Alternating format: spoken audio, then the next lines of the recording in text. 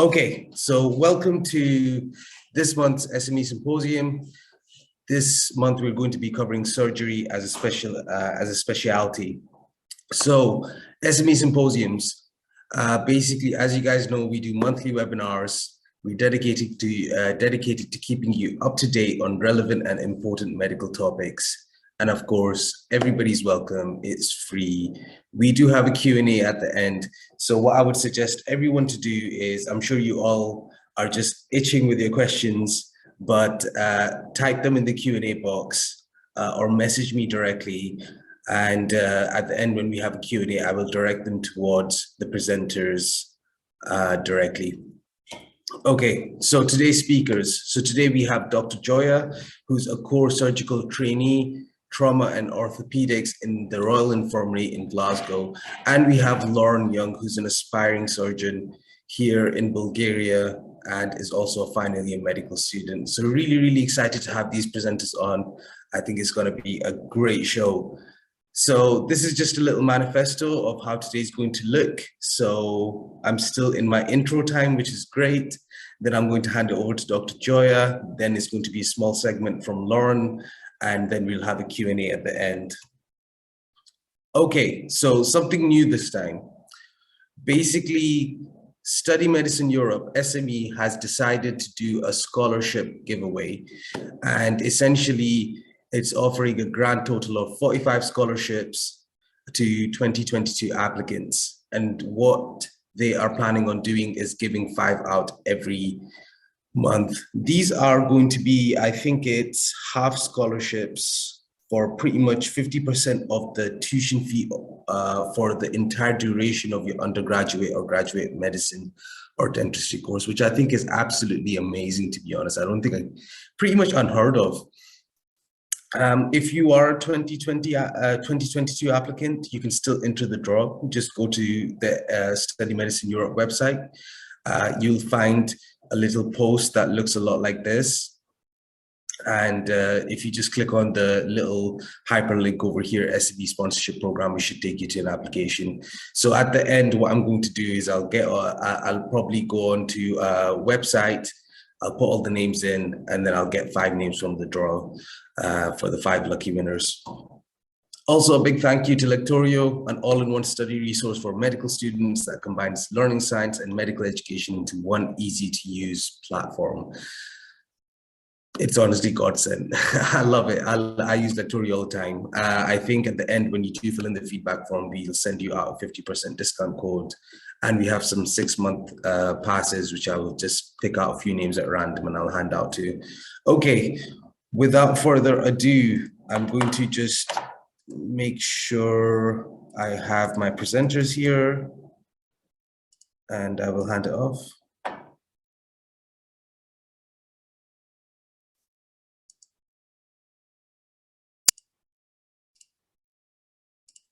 Okay, Dr. Joiya, you should be co-host now, and I'll hand it straight over to you. You can take it from here.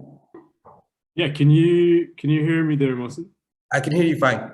Fantastic. Okay, let me check here if I've got everything on right. Yeah, that's fine.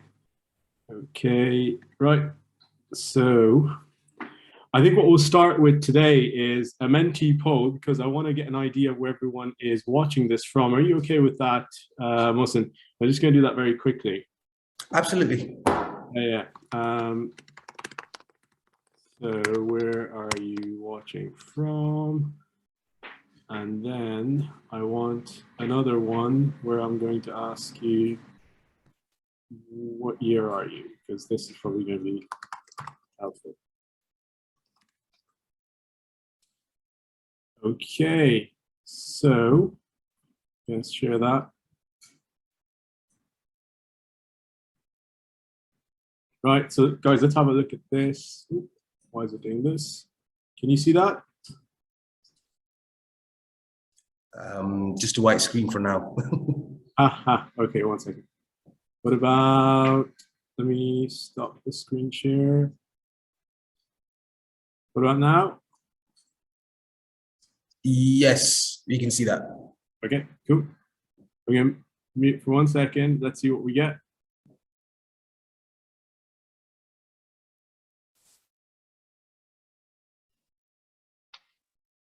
So guys, what you can do is, if you've never used Mentee before, is you type into your browser, you can go on your phone, www.mentee.com, and use that code 56286374.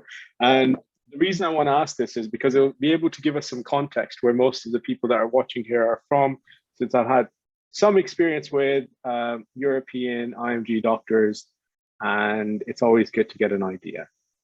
So you don't need to tell me your year yet. Just tell me where you're watching from or where you're studying.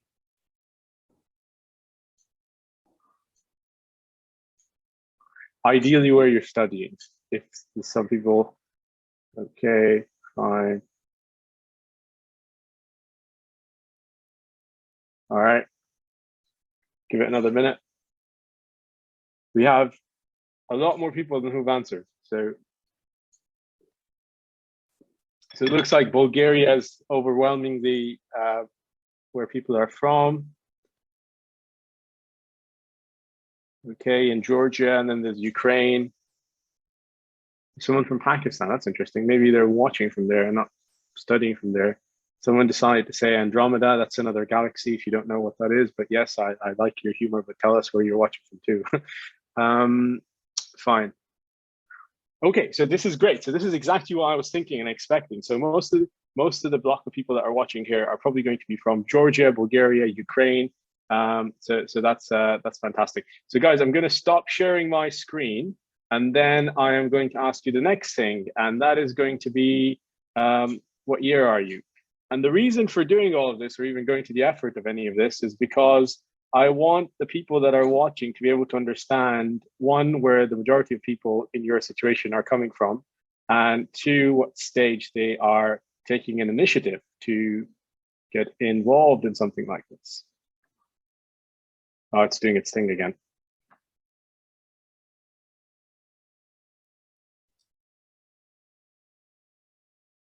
All right. That should be updated.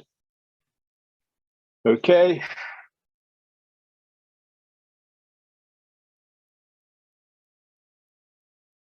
So fourth year, most people already working, finished secondary school. Okay. Third, graduate entry, don't know what that means. Fourth year graduate entry. So I'm presuming do you mean final year by that? If you're adding graduate entry to that, does that mean you're fourth year? Never mind then. Not even in first year yet. Okay, 1997. I don't know what that means. Okay, so let's take this. Fourth year and third year are the majority of people, and we've had 31 people that have answered so far. So let's draw some context on this, guys, as we go further into the talk. So now I'm going to go on to the PowerPoint. So thank you for that.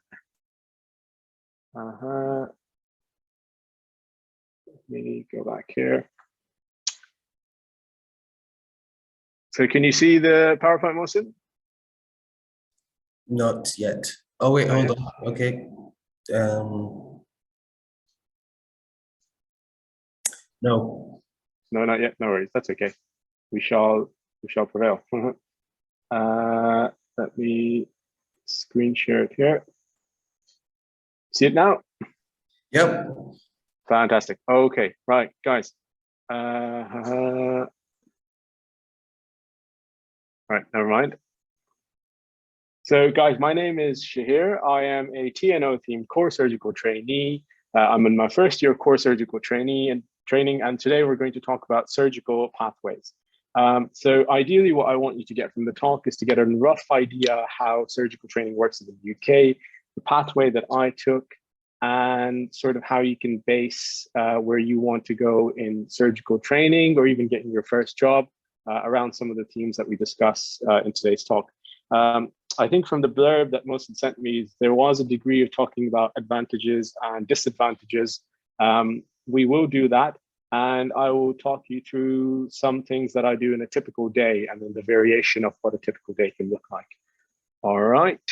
So I'm just going to leave this quote, because many of us are in a situation where our first, whatever it is, attempt, first choice, where we'd like to go or what we'd like to do, we might experience some kind of an issue, hiccup, whatever it is. So what I would say from an author that I really like, Robert Greene, it's a curse to have everything right on your first attempt.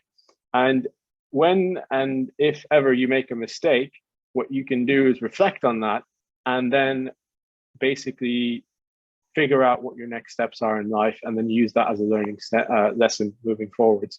We'll talk a bit about that. Right, so surgical specialties. So in the UK, there's quite a lot of surgical specialties, as in most places. So I've listed all of the surgical specialties there on the left that you can potentially do. And most of these specialties are accessible at different sort of nodal points. And nodal points are basically how far are you after graduation. So for example, once you graduate and you start if you're a UK graduate and you start your first job in your FY1, that's basically your first nodal points, FY1, FY2, and then you have CT1 and ST1. Now, the IST program for a run-through training by the Royal College of Surgeons and I believe HEE has been paused or is being paused. There was a big long email sent about that from Asad. So for today, we're going to presume that all of these subspecialties for surgery that you can go down into or specialities that you can go down into are at ST3 level. So just look at all of these and presume they're at ST3 level, and then we'll go back talking about core surgery after that. So you've got general surgery, TNO, which is what I'm interested in, I'm doing at the moment, vascular surgery, cardiothoracics, plastics, neurosurgery, vascular surgery, urology. So you've got transplant, which you can say is a specialty in itself, pediatrics, and obs and gynae. So deciding on what you want to do and what you enjoy, the first question you need to ask yourself based on what your experiences have been so far is, do you like surgery? Is it something that intrigues you? Do you like the idea of going in, fixing something, or do you like the idea of something being definitively managed? Now, just like our colleagues in medicine or any other non-surgical specialities, there is a lot of variety in specific specialities that we have. So do you like variety? So if you like variety, something like general surgery, TNO, even plastics would be quite good to consider because they have a whole range of things that they can do, and then there's subspecialty interests that you can go down into. So think about that. The other thing is, are you okay with long training hours? Now, in the UK and pretty much in Europe, we're nowhere close to training hours in the US. I think a lot of them do about 80 hours, sometimes even more. But 80 hours is what seems to be a standard contract over there or in certain places in Asia. But it's longish. And what that means is that you're not always just counting what you're doing at work. It's stuff like this, that I'm not at work, or anything else that you'd be doing in terms of audits, research, whatever it is. So it's important to take these things into consideration as well if you're willing to put that work in. And then another funny thing I put in is, do you want to be on your feet or on a seat? So that can be something that you wouldn't think about, but can play a role in how you decide what you want to do. And a good example of that, even in the specialty that I'm interested in, is in trauma and orthopedics. A lot of hip surgery would be done on your feet, whereas a lot of hand surgery will be done sitting. Stuff like that makes people think, because you're going to be doing this for the rest of your life. What organ system do you best like? So what are you interested in? Are you interested in the heart and the lungs? Are you interested in bones? Are you interested in the GI tract? Are you interested in trauma? So trauma encompasses so much, whether in trauma and orthopedics or general surgery. Are you interested in the reproductive system, the kidneys? It's really up to you. So decide that. And are you okay with very sick patients? And this is an important consideration, because as medical students, we are kind of thrown into placements and rotations where, we see maybe the best or the worst. So there's no real sort of objective way of viewing it. But what I think one thing you need to think about is, if you panic or if you get really scared by the idea of really sick patients, then there's a few specialities that you can kind of just rule out straight away. So, that would be things like maybe even vascular, cardiothoracics, transplant surgery, and yeah, I think pretty much everything else, you'll have sick patients, but they'll be reasonably okay. And one actually subspecialty that I didn't add in here that I should have, and it's really bad on me, is ENTs. ENT is a good one as well for a specialty where you may not have as many sick patients. And then, can you deal with stress? What's your sort of threshold? What level do you feel you will feel of stress that knocks you out, you can't think straight. What makes you think about a specialty from a point of view of a mentor? Do you see yourself in it in 20 years' time? So all of this should be considered when you are deciding on what you want to do for the rest of your life. Right, so advantages of going into surgery, regardless of the specialty that you choose, is that it's very fulfilling, it's hands-on and technically challenging work. You can call yourself a surgeon, so what's not to like? And you can be angry and socially accepted. That's a joke, don't ever do that. But there are stereotypes for people in surgical specialities, and they kind of range depending on the surgical specialty that you're talking about.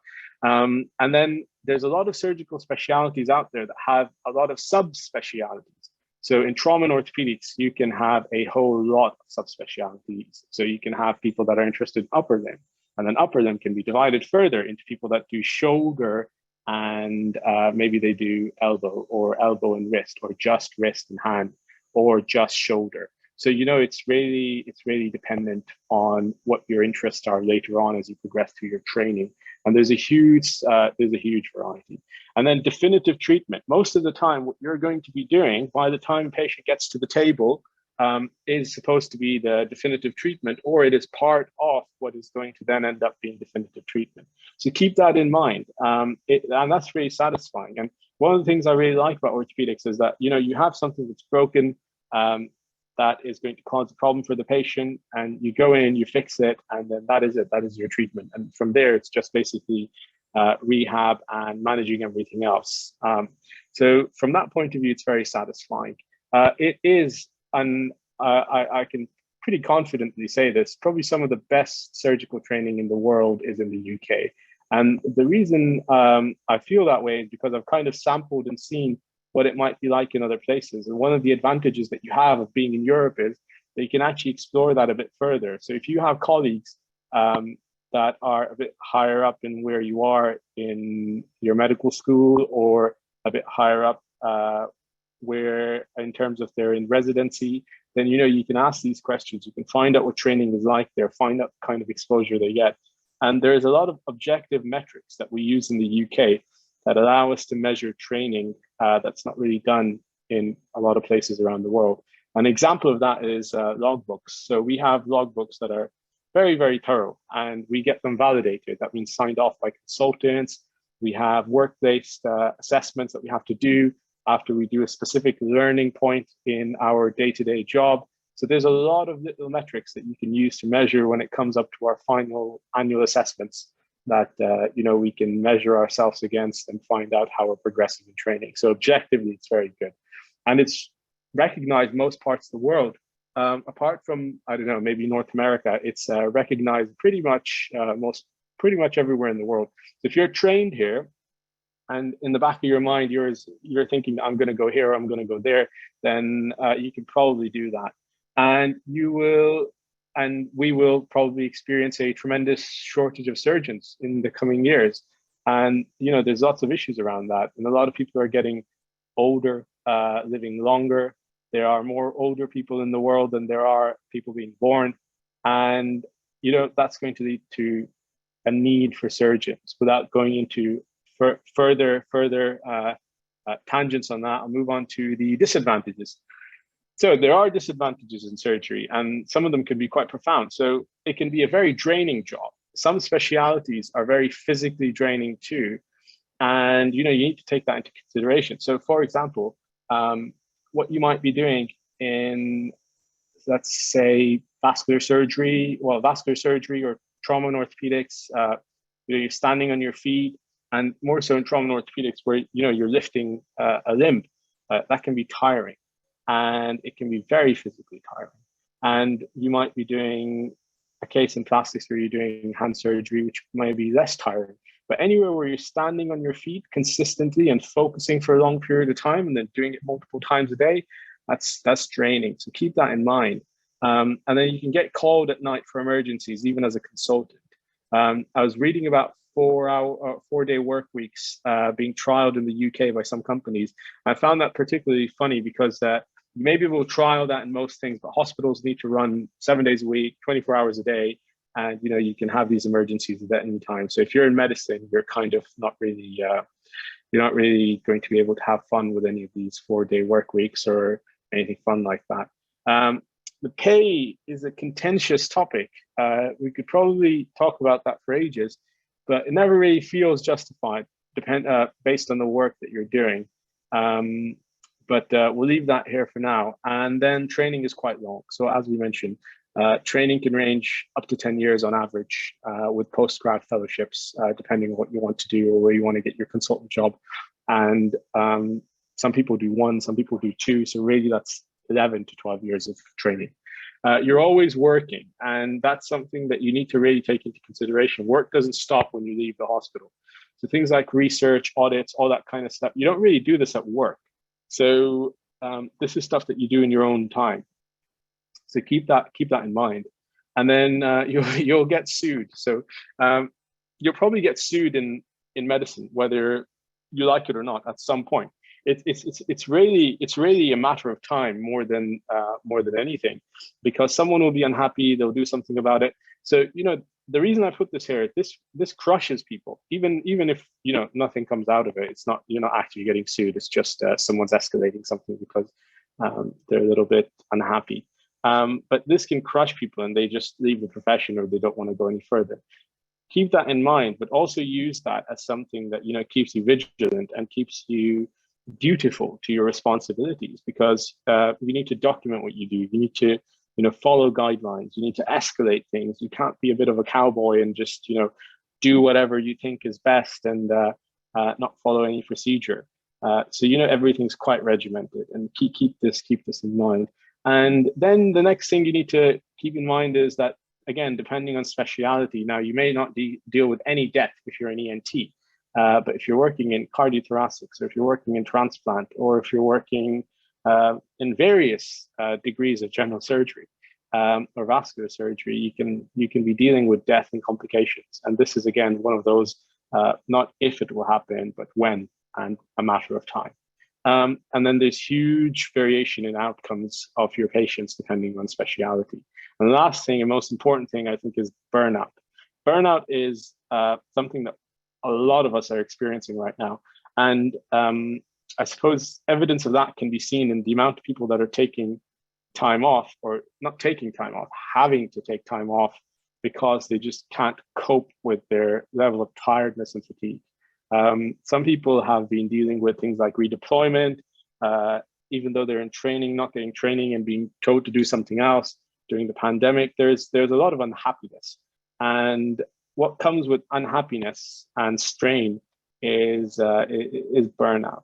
And you need to keep that into consideration. Have a large perspective about what you want to do or where you want to go in life, and keep that into consideration. And if you feel that you're doing a bit too much, or you can't cope with what's going on, take a break. Lower your expectations for a little bit, and try to meet more realistic objectives and targets, and be satisfied in that, and then move on at your own pace. Right, so now that we're done, so who am I? So I should have done this at the start, but I feel like it's better I got that first out of the way, so we keep some of the generic stuff ticked off, and then talk a bit about myself. So I am currently a trauma and orthopedic, so IST stands for Improving Surgical Training.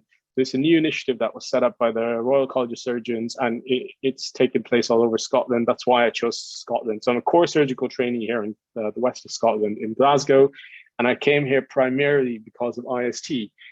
Statistically, when this was polled, and when I say when this was polled, I mean core surgical training was polled in terms of satisfaction. Statistically, it scored, pretty bad. In terms of trainee satisfaction.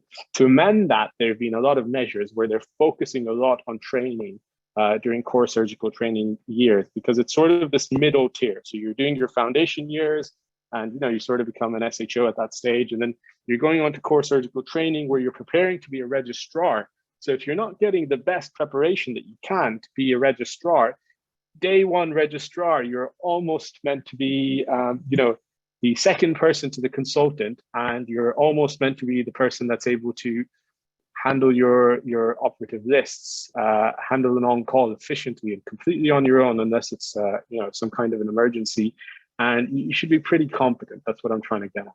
And because of that, I felt that I need to really be careful where I choose my core surgical training, and I decided to come to Scotland. Scotland has an excellent simulation strategy. They have placements that are usually 1 year in duration, or at least 6 months.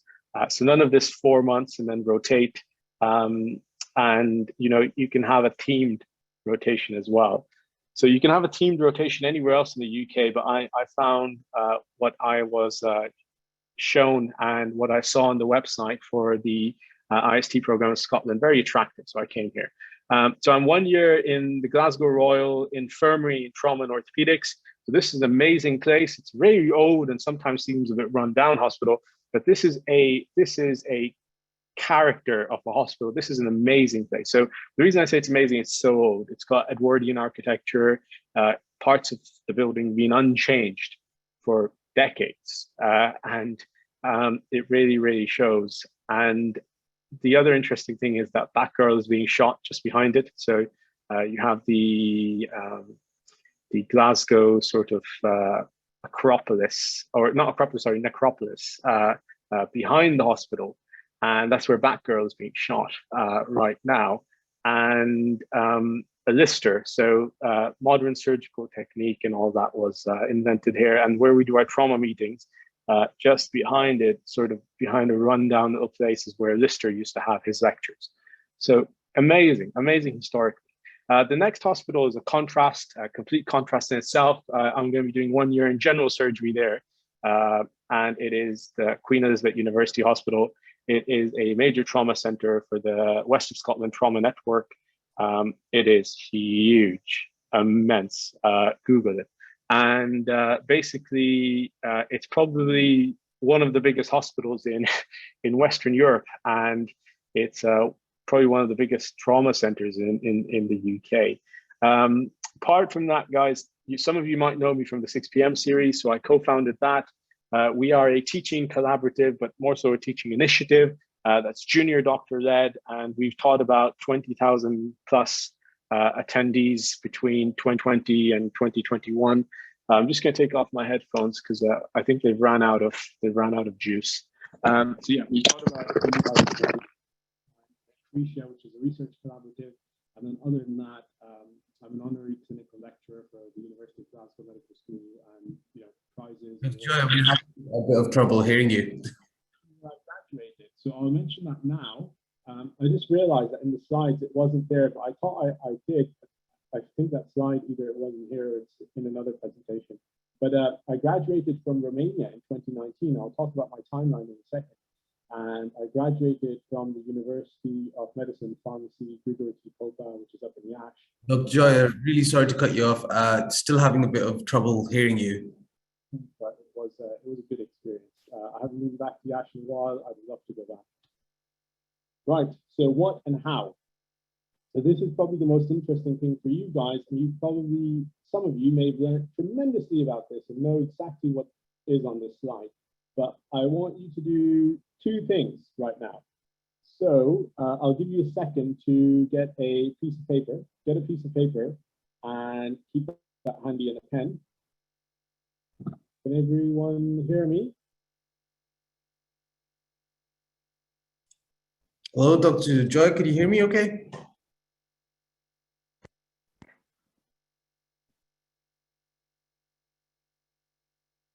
Sorry. Can you hear me now? Yeah, that's much better. Okay, yeah, sorry about that, guys. So as I was saying, can I please get everyone to get a pen and a piece of paper? This will really help because I want you to get something out of this talk and not to be just another talk. And the reason is, when I was in your situation, I had sort of no real mentors, no clear path, no guidance, no one with my perspective. And the advice that I was getting was from tons of people that were in a totally different perspective or situation to what I'm in. Get a piece of paper. I'll give you about 10 seconds.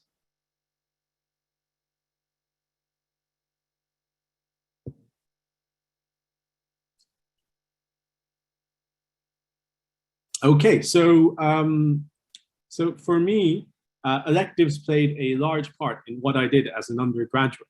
I completed electives in Pakistan, Ireland, the United Kingdom. So here I did 2 here, and then the United States. So I did that in San Diego in California.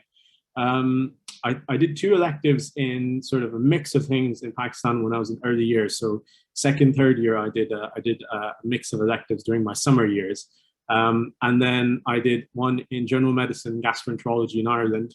And then I did one in Wrightington, which was an amazing opportunity in trauma and orthopedics. So the modern hip replacement was invented, pioneered in Wrightington by a very amazing surgeon called John Charlie. And I got to work with the upper limb unit there as well. It was amazing. So I had a great time there. And then my second elective was just before I started working. So pretty much after I graduated in ENT in Lewisham and Greenwich in London. And then I worked in the United States in a whole host of places. And it was sort of a network of clinics based around the University of San Diego. So that was interesting as well. So in my time as an undergraduate, I presented and won prizes in multiple conferences.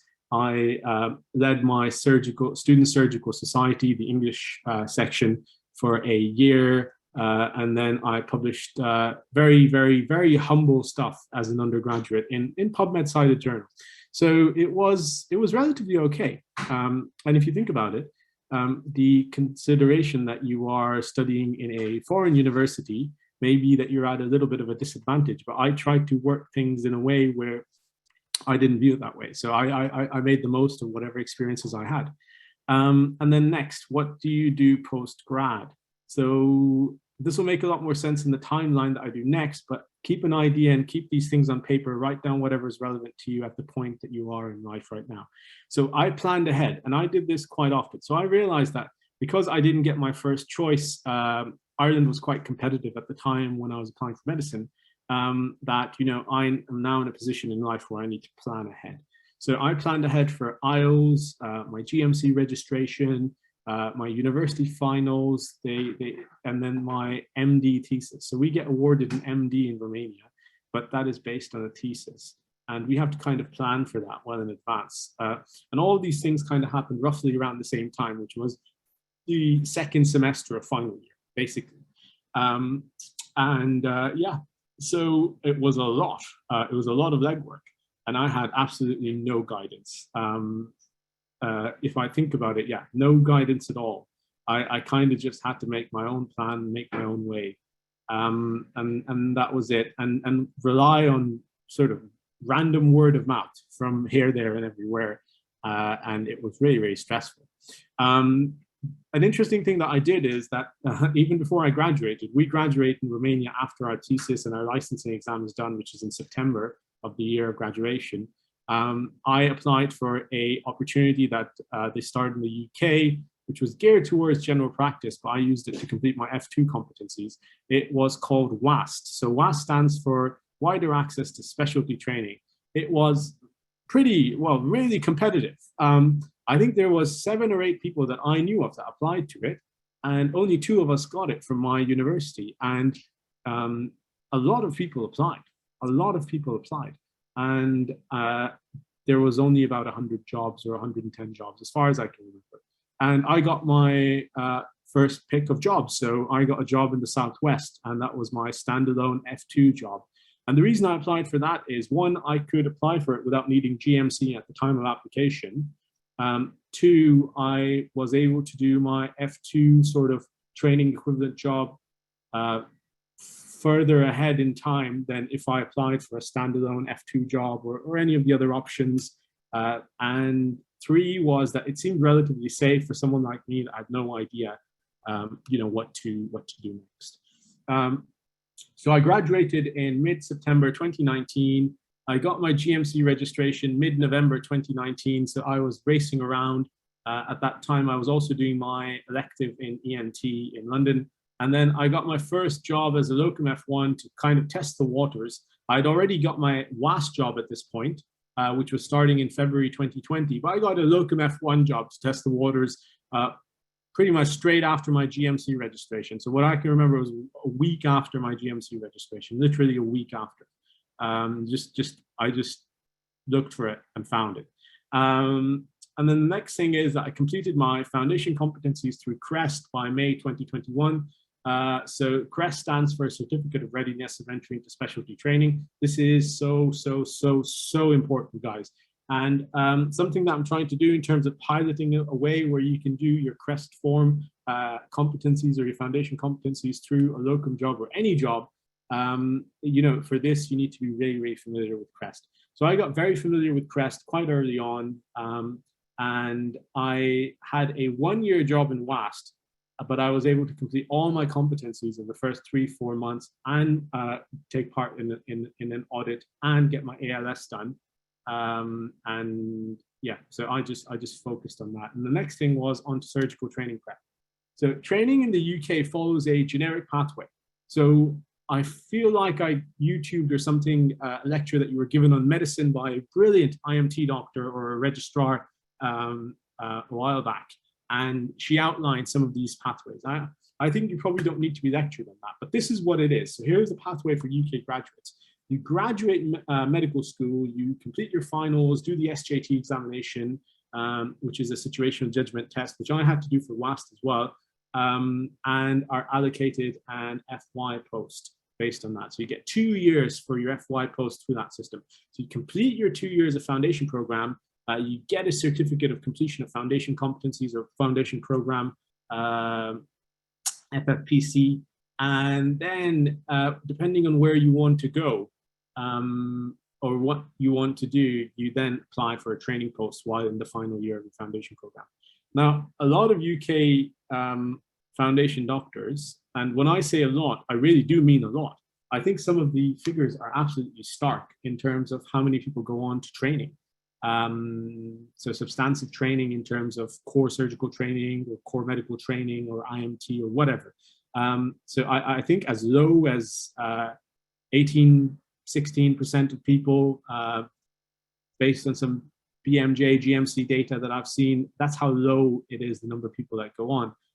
It may have picked up, may not, but last time I checked, it was quite low. And a lot of people tend to do an F3 year or locum or go to Australia. That's a common theme.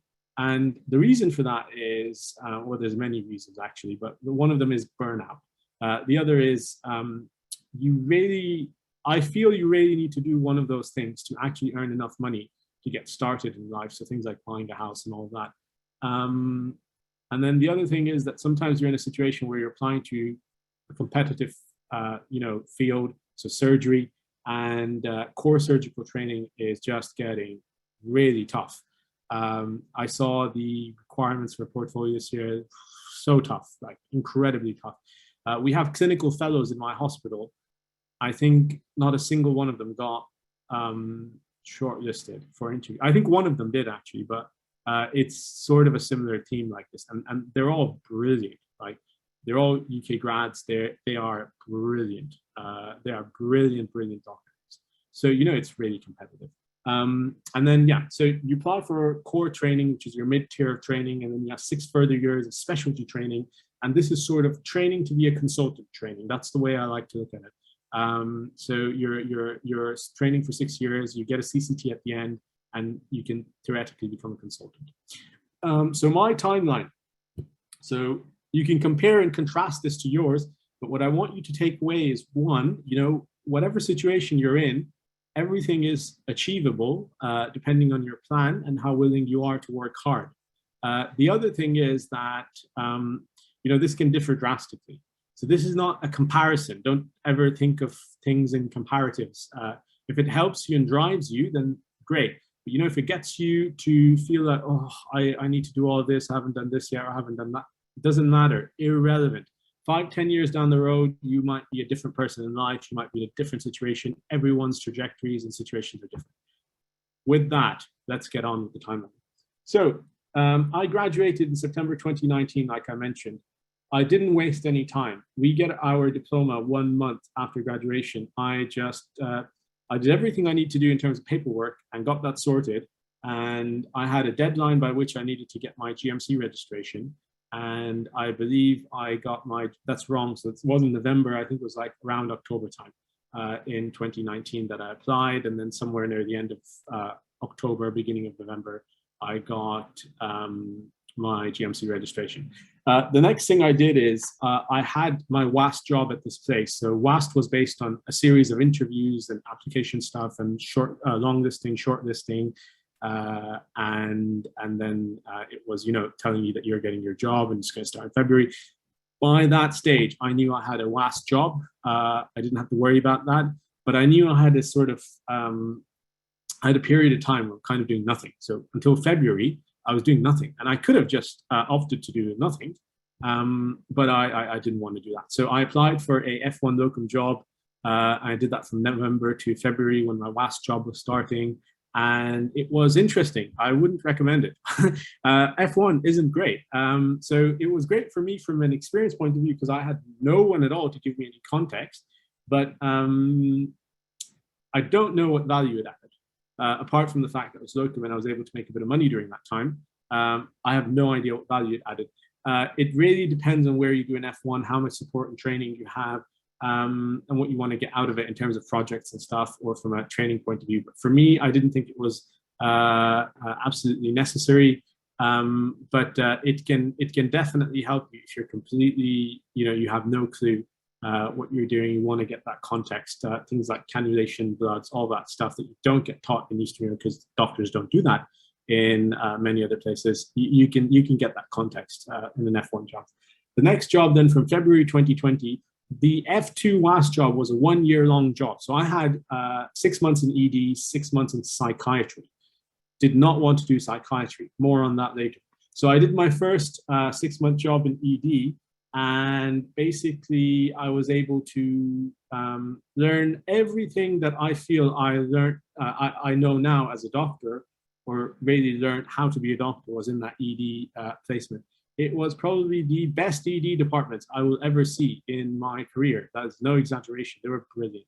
And, you know, they helped you, they built you up, they put you in situations where they want to, you know, they want you to test the waters, but you have supervision and support all the time.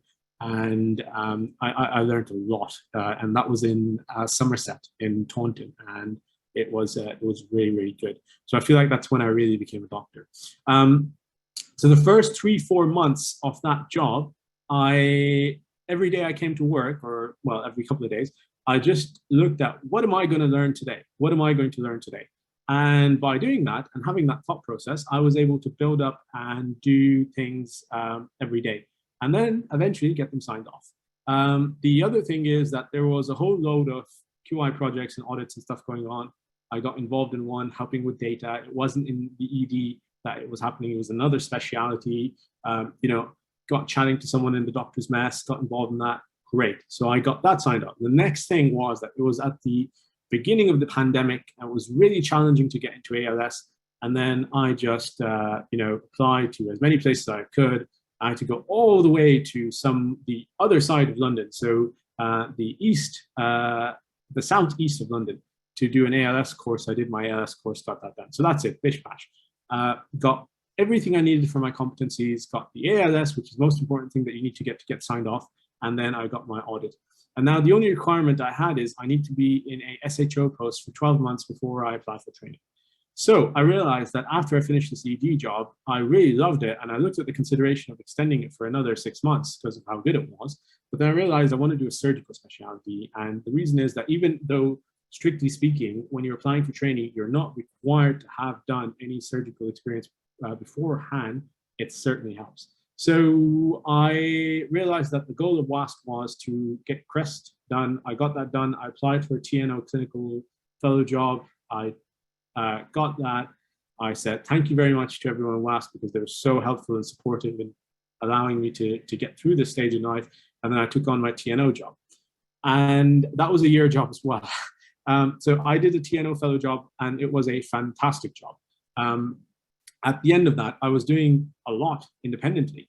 And I even got a letter from a lovely consultant to say that. And this meant being involved in operations quite regularly, even though I'm not in training, and being a lead surgeon in quite a few of them. at that stage of my life, I was quite good. And it's helped me even now. And I sometimes felt in the beginning of my current job that I was more competent in my TNO fellow job than I was in the beginning of this core surgical training job. So I did that for 6 months. I got all the stuff that I need for my portfolio. We started the 6 p.m. series. Did a couple of QI projects and audits. Did some. I don't think I focused too much on research then, but I started Accretia later after that. I got plenty of points that I need for teaching and audit and all that stuff and presentations. And I applied for core surgical training. I secured my core surgical training interview. And then I kind of had this weird inflection point where I had to realize that, you know what, I actually want to get a start in life. I want to earn a bit of money. I've got my interview. I looked at my department and see if they would be in a terrible position if I left, and really they weren't. And I decided that, you know, for the next 6 months until I start my training job, I'm probably going to locum for a bit, because I think that might be helpful. I'm not in a training job at the moment, so there's no harm. So I locumed from February to June. That helped me in many things in life. It was a locum job that was sort of up and down. It was in medicine, but it then gave me experience as an SHO in medicine in a rural hospital, which was, you know, not bad experience either. And I started my core surgical training job in August 2021. So that is a long-winded timeline, but I want you to get an idea of you know, what my perspective was and you know, where I was starting from. I'm sure there'll be plenty of questions on this. I'll answer it in the end. Right, so guys, look at this. Paste this image in your mind.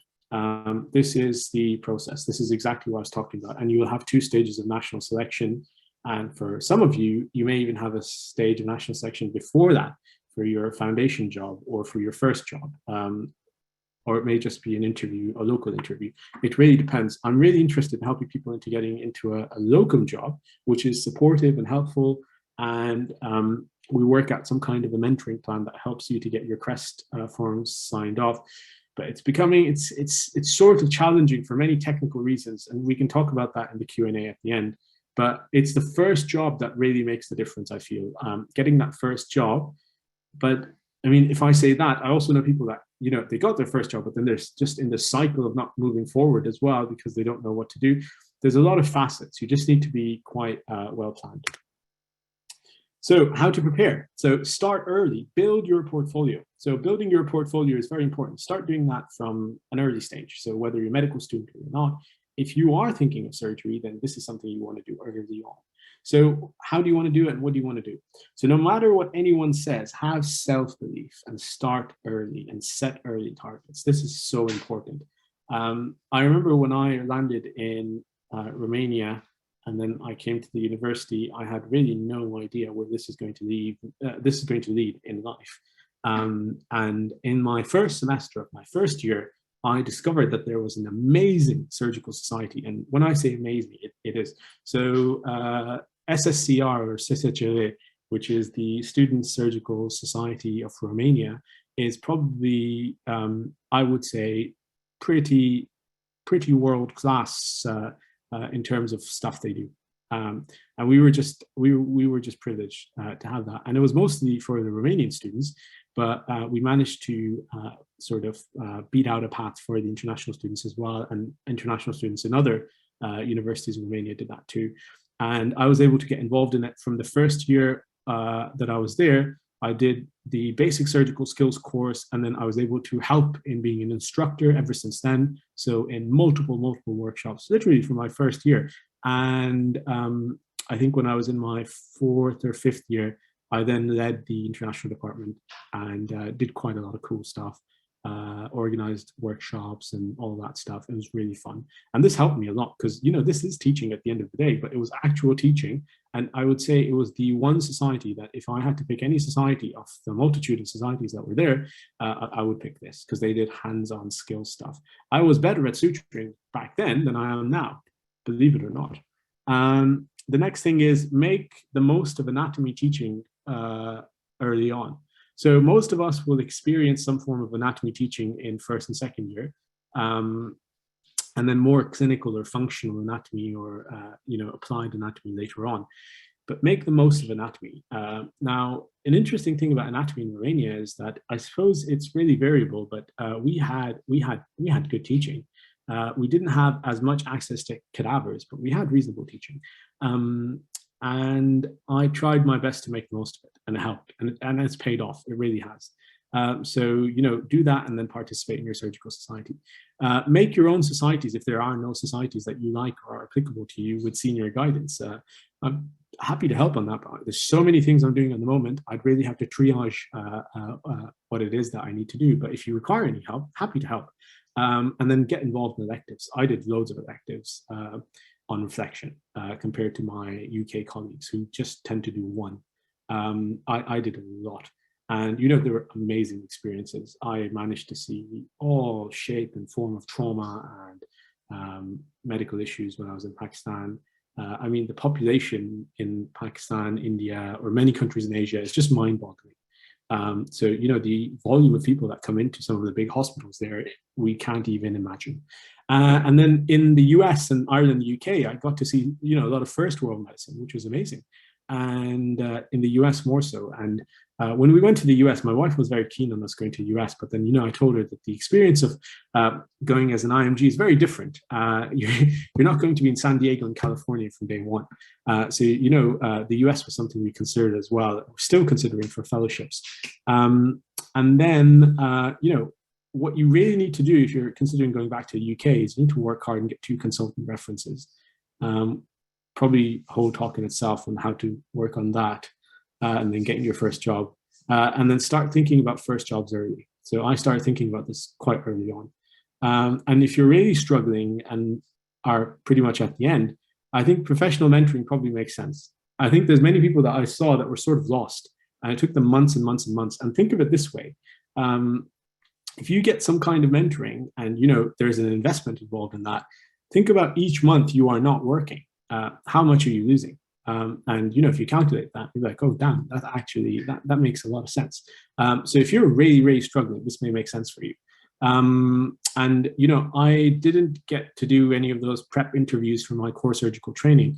And I do regret it. I feel like if I did that, it may have been really game changing. But to be honest, I got everything I wanted. And, you know, thank God I am in the position that I'm in. So plan and complete projects early. So that means publications, audits, teaching, get involved in that, set a plan, and then try and get that done. You can get surprisingly busy very quickly if you don't have a plan and you don't have a structure to how you want to do things.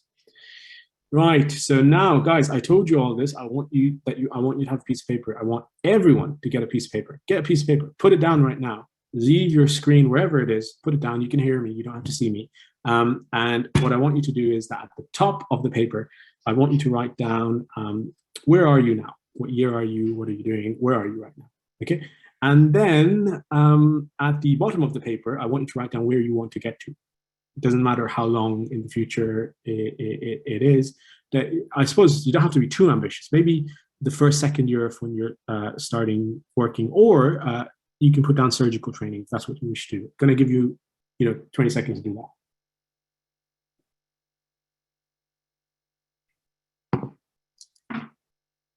So now, I hope you've done that. Now, if you have that piece of paper, draw a line between those two things. Now, once you draw a line, write down the time interval from the two, right? Whatever it is, right? So 1 year, 2 years, 3 years, whatever the time interval is.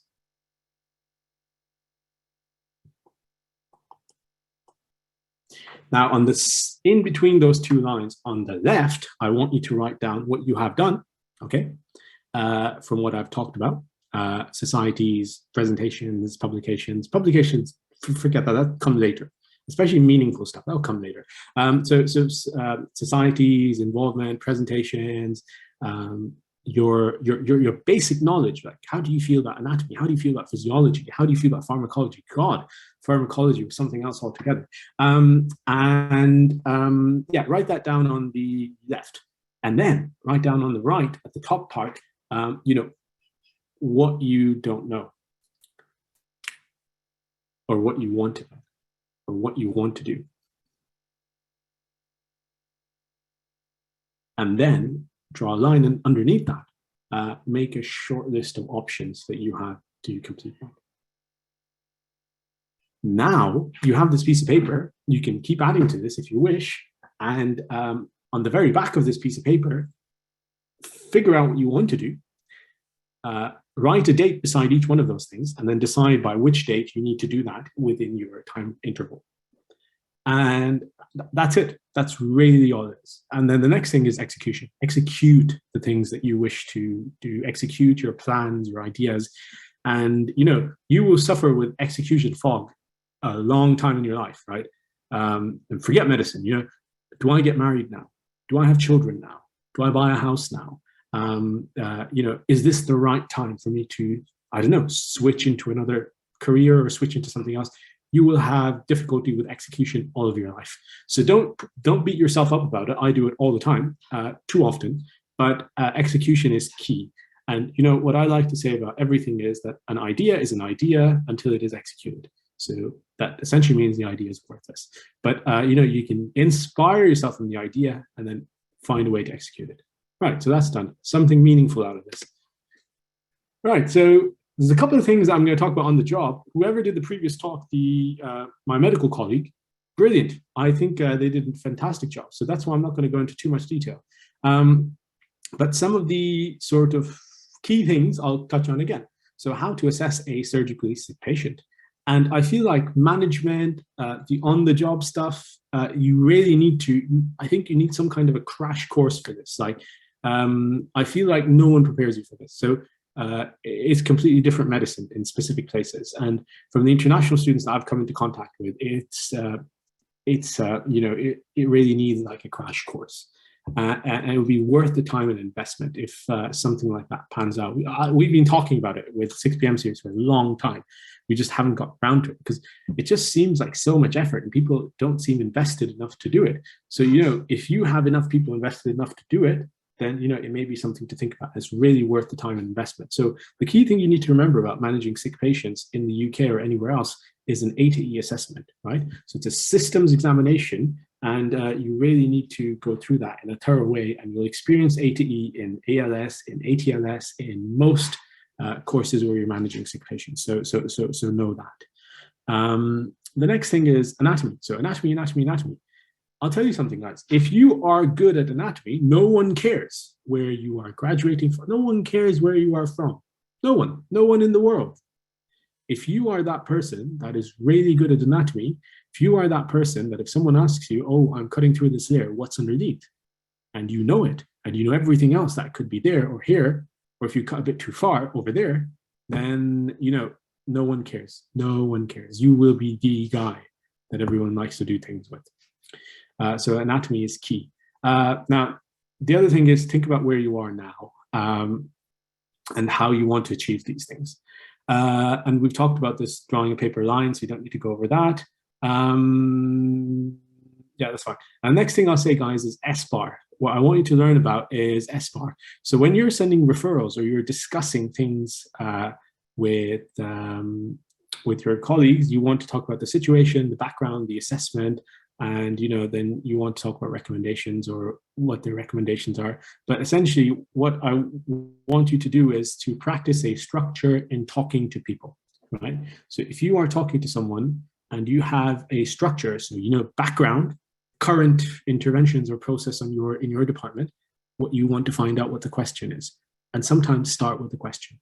It really depends. So just have a structure, and then this will be really helpful in getting your scans and stuff vetted. This is very important in surgical specialties. Right, so a typical day. So I've done 2 of these. I've done sort of a theater day with the discussion of an operation. I thought that might be fun, but super basic. But this is roughly it. So we would pop up for 8 o'clock for a trauma meeting if you're on theater. And we are in the fortunate position where you can join that virtually as well. So if you're a couple of minutes late, you can find out from the virtual trauma meeting as well. But what you don't want to do is if you're on call or if you're expected to be on call, turn up late that day. The reason is that if you are the person that was on call previously, you're expected to present. So you're presenting. all of the cases, all of the patients that came in overnight. So imagine this, we are literally a lecture theater in our department. And depending on the volume of people coming into the trauma meeting that day, you are literally lecturing every time you do that meeting. So, if you are the person that was on call, you are then presenting the patients for a trauma meeting, and then the on-call consultant sitting right at the front. And then we have two big projectors. And one projector has the sort of all the surgical patients and our surgical digital work list. And then the other projector has the x-rays, and we go through each one of them and we present them. And you have to make a list as well. So you do that the day before and you add it to the trauma software that we have, and you make a work list, or you make a patient list, whatever you want to call it, depending on where you go. So theater day, you do your trauma meeting, 8 o'clock, 8:30 or around then. You then go to theater. Some people will go up to the ward and they'll do a ward round as well prior to going to theater. But the way the system works for us is that the registrar and the SHO go to theater, they do the team brief, and sometimes they may even do the checklist. And the reason for that is they want the patient to be ready to go as soon as possible. Once the ward round is done, the consultant comes down and you get on with the case. And basically, you stay in theater then from 9 o'clock or whenever you start your first case, all the way down to the last case on your list. So you stay for the duration of this. So you don't have to remember anything for theater. You just need to remember these 3 things. And I think that's enough. And then you just repeat. So some tips. It helps to be on call the day before because you know the patients. The next thing is learn about the approach. In every speciality in surgery, you will have specific surgeries that are common, and it helps to know how you get to the area of interest. So the area of interest is where you want to go to fix something, to do something, to cut something, to get something, whatever it is. You need to know how to get there. This is where anatomy is required in surgery. Surgery is 50% getting there and 50% doing the job. And if you can get there, you can get out, right? And if you can get there and you know what to avoid, you know how to avoid complications. Really helps to know anatomy. Understand the underlying injury or pathology. This is helpful, but you will develop this skill over time. If you have a basic understanding, I think that's good enough. Okay, so if you are going into theater, then you'll be prepping your images. So if you're in trauma and orthopedics, we have computer screens in the theater that are adjacent to where our operating site is. And then you put up the images for whatever the problem is, fracture, whatever it is. So you have that there. If you are in general surgery, they might have a CT scan that they'd like to load up before. If you are in vascular, it might be a CT angio. Everywhere you go, there might be an image that they like to have there to draw reference to as they're going through the operation. So start first, finish last. Now, I say this happens, most of the time, but it's very variable on what jobs you're doing on your theater day or what you're doing. Sometimes you have to update your portfolio or whatever it is. But what that means is that if the case is starting, be the first person to help transfer the patient, be the last person to transfer the patient back onto the trolley when they're going up to the ward. So prep and drape and transfer the patient. People remember you. And the other thing is say thank you to people that are part of the team. So everyone that is helping you in the case as a trainee, you're learning what to do. Say thank you. People that are theater staff are there all the time. They may know more about the procedure or the case than you do. Trust me, they've seen it many times. So scrub techs or nursing staff that are there, they are really, really experienced. They may know about the operation more than some of the junior registrars, never mind you as a core trainee. So, be very, very nice with them, be very respectful, and, respect in rationale to this experience. And that's it. And just be respectful to everyone.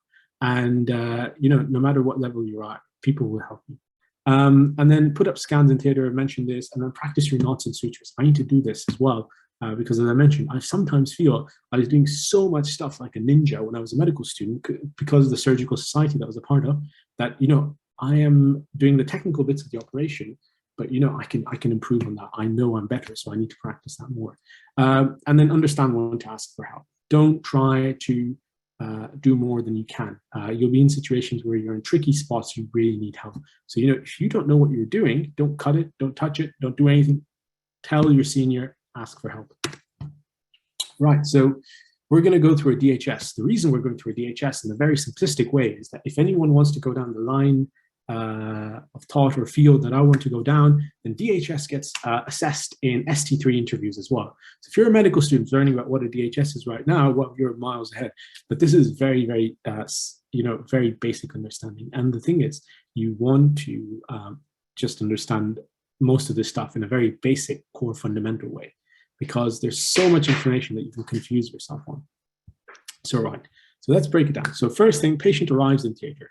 You've transferred them onto the theater bed that you're going to be doing the surgery on. They're getting anesthesia, the position for surgery. So if you can see the image on the left over there, all of these images are from the AO website, by the way, in case I get copyright struck or whatever, but they're freely available. So you can go on the AO website and find them as well. And AO is written down on the images, so we'll always know. So thank you, AO. Right, so patient arrives, they're on the bed.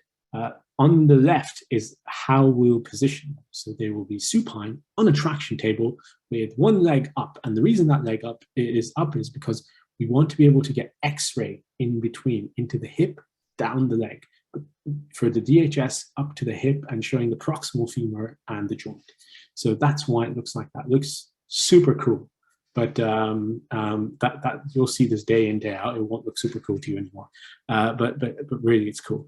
The next thing is that you've draped them, you're ready, you reviewed your images, you apply traction. Now what do you do? So you're going to, drape. You're going to make sure there's a good sterile field. You'll make sure that your assistant or your registrar or consultant, whoever's with you, is there. And then if you are doing the surgery, which sometimes we do, and a lot of surgeries that we're doing right now are basically independently, as myself and my colleague, who's the other CT, as the main operator, we're doing them ourselves, which is really, really, we feel very privileged because not many of our colleagues are in that situation at the moment because of the decrease in procedures and elective lists. So you incise the skin, you get down to fascia, you lift or split the muscle, and that's really it. You're down to bone. That's really it for a DHS. So, you can keep it very simple. Now, you can have all kinds of issues like bleeding, and there's perforating arteries that are, underneath the femur. And if you're someone that likes to lift, you might get a bit of bleeding and all that kind of stuff. But essentially, you're going through all the layers down to bone. And then once you're down to bone, you place that nice wire, and we'll talk about that next. So again, so incise skin, fascia, lift or split muscle into a down to bone. Keep a close eye, any sign of bleeding, cauterize or tie, depending on the size of the blood vessel. And then you have to place a wire, so a K-wire, a Kirshner wire. And you want to confirm this in both views. So X-rays are terribly important in orthopedics because for the biomechanic stability of our construct or fixation or whatever it is that we're doing, we want to be able to see it in both views and get an objective idea of how well positioned it is, right? So this is an important step. The K-wire placement is very important in a DHS. So we do that, we get it on both views, we measure the length of the K-wire because we want to know how long it is.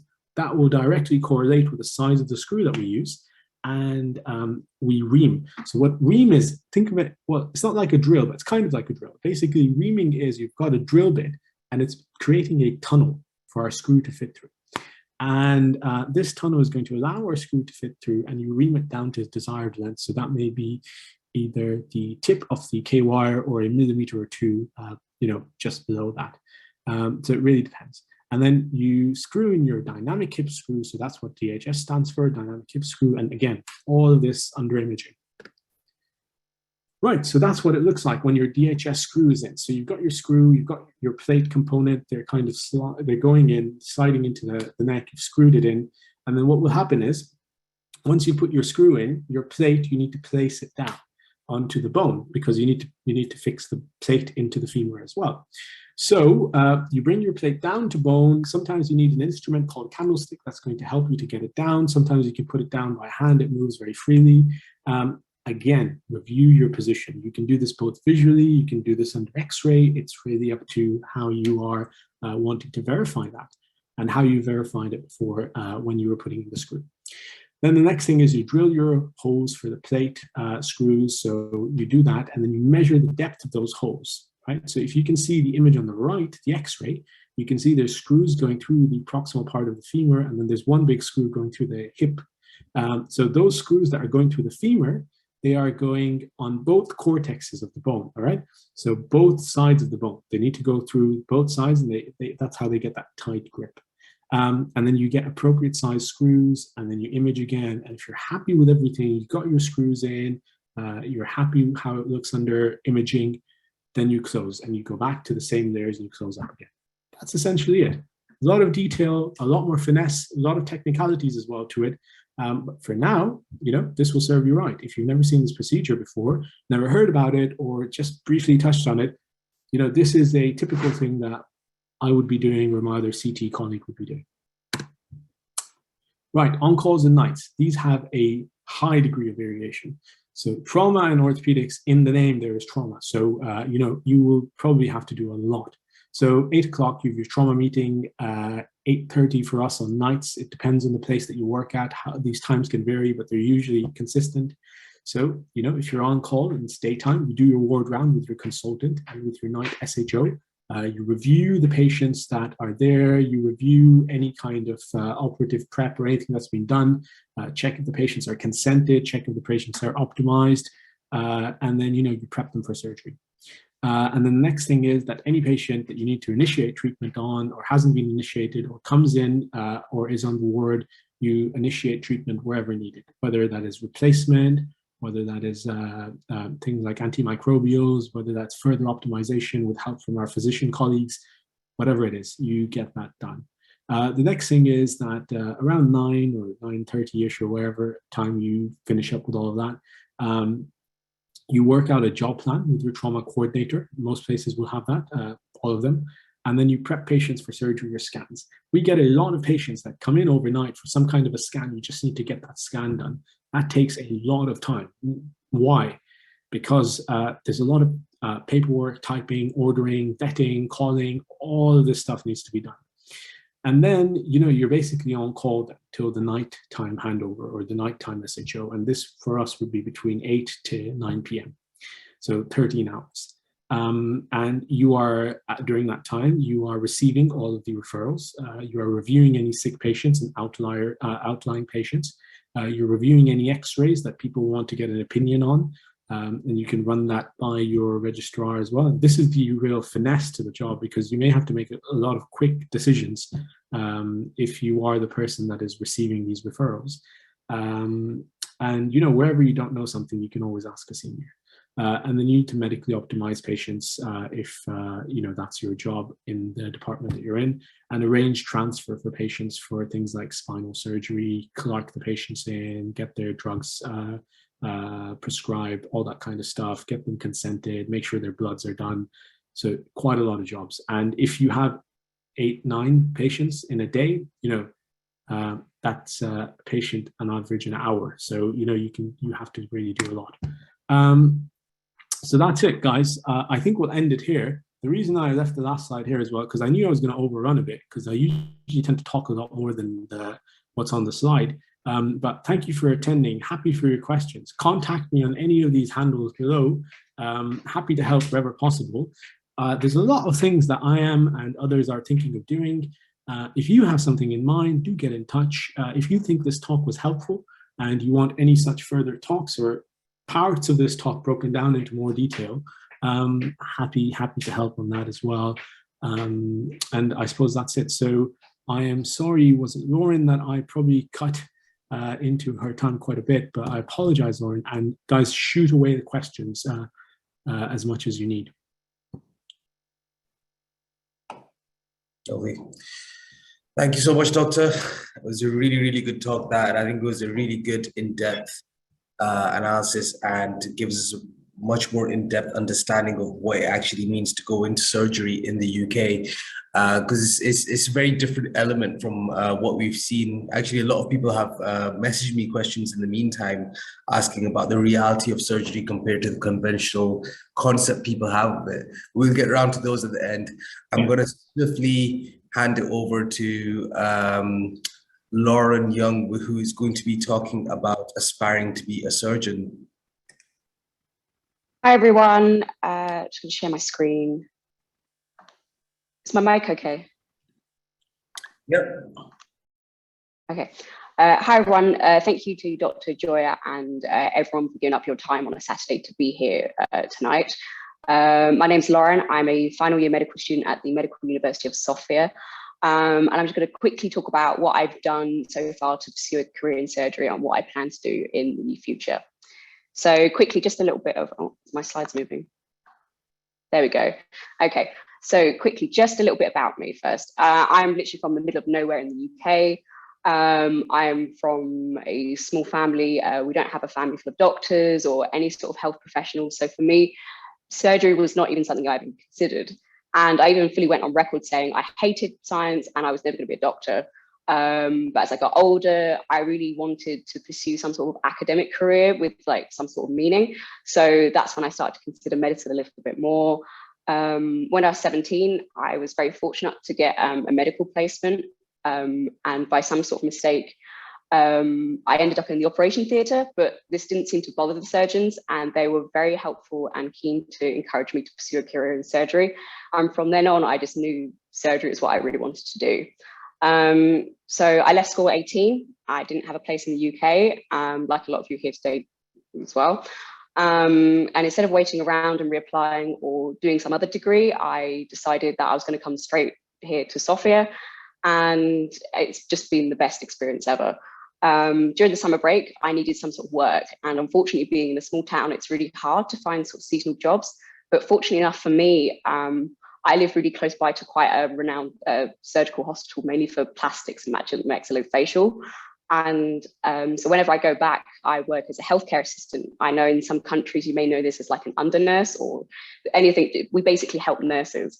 And to this day, whenever I go back or get free time, I always make sure to pick up some shifts. And for me, my job there has been so vital in me in returning to the UK. So what can I do for now in helping prepare to work back in the UK? So the most important thing is that you need to gain some sort of footing in a hospital, whether that is in some sort of working capacity or just as a placement. I understand that finding placements can be quite hard, especially in the current climate with COVID. And if you're like me, you don't have doctors or other medical professionals in the family or people to reach out to. So by taking sort of the healthcare physician role route, it allowed me to build firmer roots and connections within my trust. And from then on, as opposed to a couple of weeks in placement. And I found this really helpful as an IMG because abroad, we don't tend to have mentors or a lot of guidance in terms of work coming out of the UK. And a few years later, in my third year in the summer, I did a surgical elective in the summer. And this was so helpful for me. I spent a month there working under a few consultants because it really blew my mind in what I didn't know. I remember one of the days, one of the regs asked me, he straight out said to me, he's like, how are your publications and your conferences and everything, how are they going? And I said to him, I had no idea what he was talking about. And his jaw actually dropped at this. So I know that it's the earlier you start building your portfolio for surgery, the more helpful it will be because it just gives you more time. But everything's manageable. As long as you start now and today, you will actually be able to manage it. I know by the time that I leave Sofia, I will have put together a strong enough CV to be able to apply for the surgical positions I want to. And from this placement, I managed to pick up some papers, some audits, and work for several consultants. More importantly, it gave me an understanding of how the NHS functioned and what I could do and the daily function of the organisation from a different level from what I would have seen as just coming in as a doctor. So I know that COVID has made many aspects of training harder. However, this has meant that, for example, a lot of the conferences run by the universities and other surgical societies have now moved online. So it means that us abroad, it makes it easier for us to attend. And I managed to attend these conferences that I never would have heard of or found out about before if they weren't online. I think last year I spent week after week attending different surgical courses, and I just found them really helpful because what happens is that you can see all the different presentations, the abstracts, the posters, and how they all work. I found most of them through Facebook because they're always advertising them online. And once you start attending one of the conferences, the algorithm just keeps advertising them to you. I understand that like the networking aspect of the conference, that was more, which is easier to do in person, is a little bit trickier online. But I have attended some of the conferences, for example, where surgeons have fully just given their email addresses and encourage students to just reach out to them. and just get in contact about research opportunities or any other questions that they have. And sometimes during these conferences, they do a lot of like surgical workshops. And so I've seen everything from sort of basic suturing to sort of tonsillitis and tendon repairs. And these conferences, if you've applied for them, they'll send you all the materials and everything you need beforehand so you can do it at home. And I've had great fun doing these in my own kitchen. Oh, next slide. So what else can you do? So to apply for specialist surgical training, a lot of the time you'll need to have done some courses. And I know a lot of them you can only do once you're a doctor. But when you're a student, there's one called the Basic Surgical Skills for Students run by the Royal College of Surgeons. And they do 2 different courses. They do one in London and Liverpool. And it costs about £100, but they really are worth doing. I went to the Liverpool one because the London one tends to sell out quite quickly. So if this is something you're seriously considering doing, then you may have to plan it quite a bit in advance. It's a really excellent course, so worth doing because they teach you everything from the beginning. There's no sort of, it's not about who knows what the most, you know. So they teach you everything from the beginning. So from the scrubbing to setting the drapes up to different surgical techniques, the knots.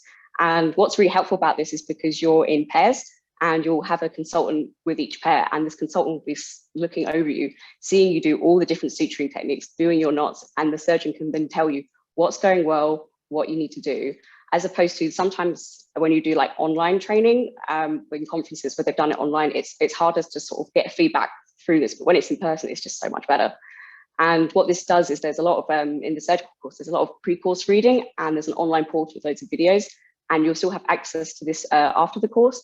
And if you haven't ever watched the suturing videos from the Royal College of Surgeons, I fully recommend it because they're really clear and concise to follow. I myself am such a terrible visual learner, but if I can follow these videos, I really think that they're the best ones. I would also recommend starting your e-portfolio as early as possible because it's easy to forget what you've done along the way, and it's very time consuming to keep up to date. I use Medal, which I'm sure most of you have heard of at this point, because it's very easy for IMGs to use, and it has a section for your surgical logbook, which you can add any surgeries you've assisted in onto and then get a consultant to sign it off for you afterwards. Another aspect of applying for surgical training is you have to win some sort of prize. So as medical students, you can win prizes in audits or presentations from posters at conferences. There's also, you can also do things like essay competitions. However, I find that essays are quite time consuming. But if you're really looking to just improve your writing skills, or you're in the earlier years and you've got a bit more time, then maybe they're for you. Another thing to consider with prizes is that there can be a cash prize alongside it. So as students, that's quite a strong motivation. So what are my future plans for now?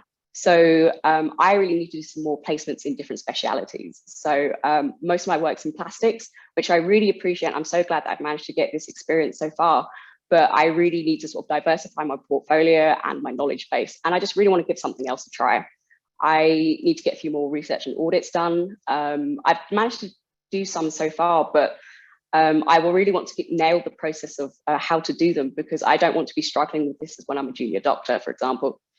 Once I graduate, I really intend to sit the MRCS Part A pretty quickly, because I feel like, for example, the sections about anatomy, physio, and like pathology, it'll be a lot fresher to me when I'm straight out of medical school as opposed to a bit further down the line. Also, because the MRCS, the first section, the fail rate is fairly high. Sometimes it's over 60%, and you do get 6 attempts to pass it, but I would rather get this done sooner rather than later. Since I came straight from school and didn't get a chance to do another degree, I do intend to continue with higher education. I was originally considering doing a part-time master's in some kind of surgical field, or maybe some sort of data handling to help with research. But a friend of mine who works as a registrar, he was doing a part-time master's in some sort of trauma degree, and he was really struggling with the workload balance. So I may consider doing some sort of part-time. I've also considered doing some sort of teaching qualifications, because I don't feel confident necessarily in my teaching abilities, but it's something that I'm looking to increase my skills, for example, and teaching something I'd like to do in the future. So when considering if surgery is for me, I know we touched on this a lot with Dr. Joy's presentation. When it comes to deciding whether surgery is for you, there are plenty of things to consider. You have to think about what you enjoy the most out of medicine and not what you think you enjoy. if that makes any sense. I know for myself personally that I still get really excited whenever there's anything surgical based on.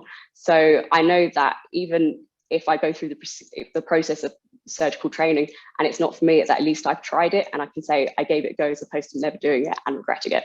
So Dr. Joiya, he spoke about the advantages and disadvantages of surgery earlier. And these are points you seriously have to consider in terms of choosing your career path. Like, are you okay with doing calls and night shifts later on in your career? Are your priorities likely to change in the future? Like, is having a family and free time really important to you? I think choosing a specialty to pursue as a medical student isn't necessarily a bad idea, as it gives you an idea of where to sort of aim your career and direct your CV. Even if you decide surgery is not for you later on and you want to change career paths, if you've ever looked at the difference between the application process for surgical training and, say, for example, internal medicine, there is actually a lot of overlap, and there's a lot of things like you can transfer. So many of the skills you would have picked up along the way for surgical training, you can transfer elsewhere, because it's a lot of the time it's not what you know, it's how you can apply what you know. So if you think surgery is for you, I would not be intimidated by it. And if you really want to go for it, then I think that you should. Thank you for everyone for sticking around for so long. And I wish everyone the best of luck and a wonderful evening. Amazing. That was a top presentation, Lauren. Really liked it. That's just Lord for you. Too efficient, honestly. It's like boom, boom, boom, boom, boom. Nice. Okay. Just before we move on to the Q&A, I quickly just want to come back to sharing my screen. So at the beginning, I talked about doing the giveaway prizes for the scholarships SME is doing. So I'm just going to quickly try and get through that and see who the lucky winners are. And I could honestly say I am jealous. Okay, let me just try and figure this out. Share my screen. Yes, I want to share my screen. Okay, cool. So what I've done is I've put all the names in here. These are all the people whose names are on there, and we are picking 5 winners. So, okay, drum roll, drum roll. All right, well, congratulations, Lisa, Usman, Joshua, Oze, and Danny. Congratulations, you guys just have taken care of half of your tuition fees for your medical education, which is absolutely nuts, even just saying that.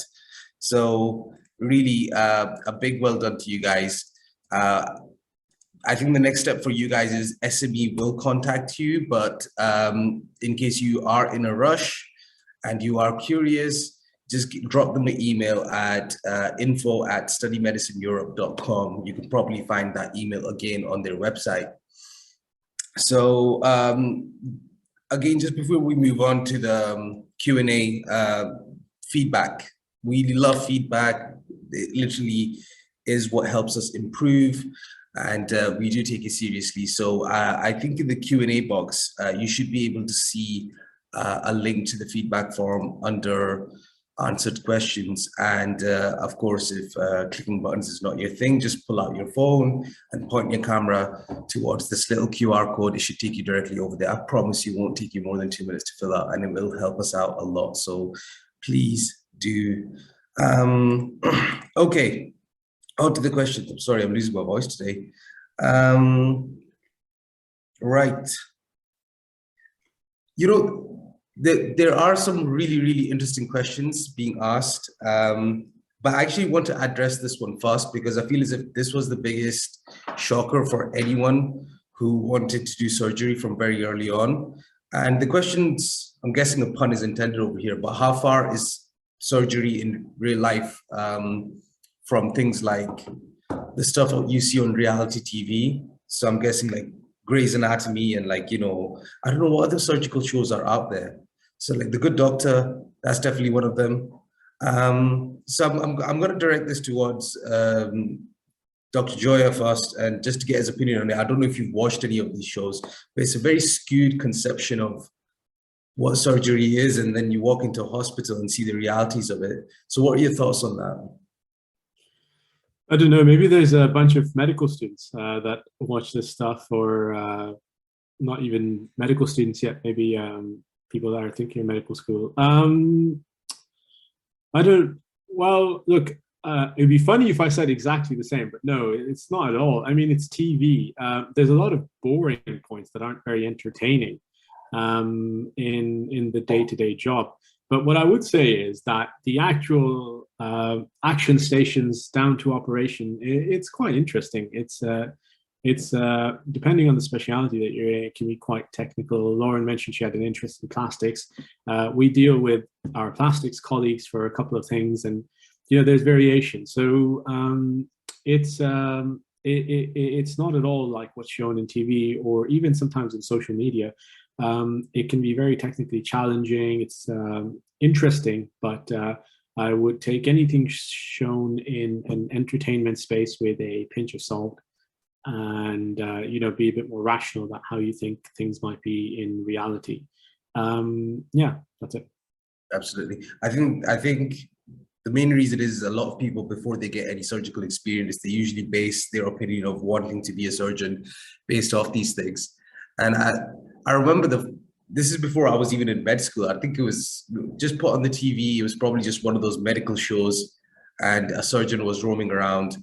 And I remember my father, who was a surgeon, walks into the room and he just asked me, "What are you watching?" And I tried to explain the medical show to him, and he just started laughing, and like just in disbelief. And I'm just like, why? Like, what's the inaccuracy here? He just looks at me like, they're too well rested. Yeah. And it's funny but true. It's true, yeah, absolutely. So that's the thing. I think like don't take anything you see on TV or in shows or reality TV or just on soap operas at face value. Is so far from reality. Okay. Here's another interesting one from a student who said, "I keep getting told by UK surgeons to go to the States." So I know you touched off this earlier and you said it's a very different experience for IMGs going to the States. But I think I've heard this quite a bit myself from quite a few doctors, I wouldn't say surgeons, but a lot of them are shifting medical students or giving the advice to go to the States. Why do you think that is? Money. Money. I honestly, I think that's probably it. In terms of training, it's no lie at all. Training here is better. Depending on where you go in the States, it can be better, but in the UK, it's more standardized. There are objective metrics. And if you're somewhere in the States where they have the same stuff, then yeah, training there is going to be great. And they might, prioritize you to get more training teaching time because they don't have this service element, which honestly can be very, very infuriating when you're not getting training and you're doing something that's completely pointless to your long-term projection or what you want to do. But, the UK is a little bit more holistic, whether we like it or not. One thing is for sure is that things will have to change. I think there's a lot of opportunities that are going to open up in the UK in the next 3 to 4 years. Yeah, that's it. But just to give you a pinch of salt, guys, because I've heard about this and I was actually very much on this path as well, is that surgery as an international graduate, getting into residency straight off the bat, it's almost unattainable. There are people that have done it, but you have to, there's some caveats to that. So the first one is, what's your citizenship?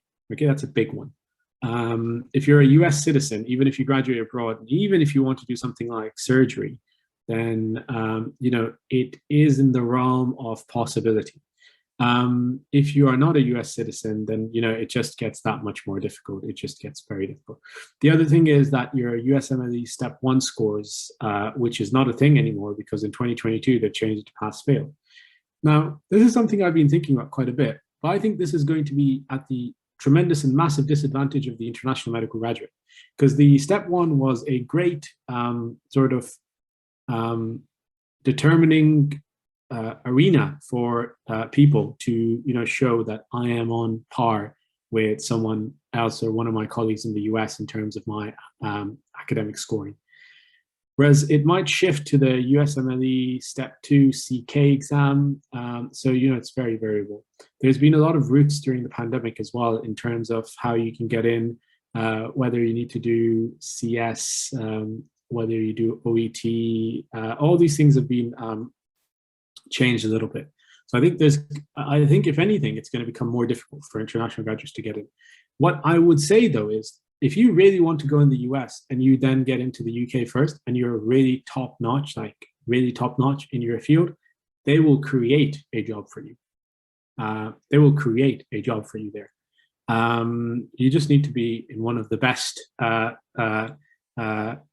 sort of top percentiles in your field for that. Now, if you want to go to the US directly, then you need to start very early. And when I mean very early, I mean literally the day you step foot into medical school, you need to be thinking about your USMLE Step 1. Everything else is going to be second to your USMLE Step 1 exam. You need to pass your USMLE Step 1. You can't be that far off your year of graduation. And you're likely going to do quite a few non-clinical jobs in a healthcare or research setting before you actually even get into even preliminary residency post, never mind a categorical post where you've got your residency. And some things will just be, they're just not attainable at all. And there'll be, in the entire country, there will be 2 or 3 international graduates that get into that in a year. So be very realistic with these things. I think the only big variable I had in my head when I was considering the US, because I've no family there and I've no one else there, and I only did 1 elective there. The only other thing was that, your lifestyle might be better. And it can be better in the UK as well, but it's definitely better there. And when I kind of weighed those up, then, the UK is not a bad place to live. But yeah, it's really, really up to you. Really up to you. If you are really a big gunner and you want to be super keen and get all those things, all power to you, because I have friends that have done that and they are there. It's a lot more attainable to get into medicine than it is to get into surgery, though. I'll add that. Yeah, that is true. Yeah. Yeah.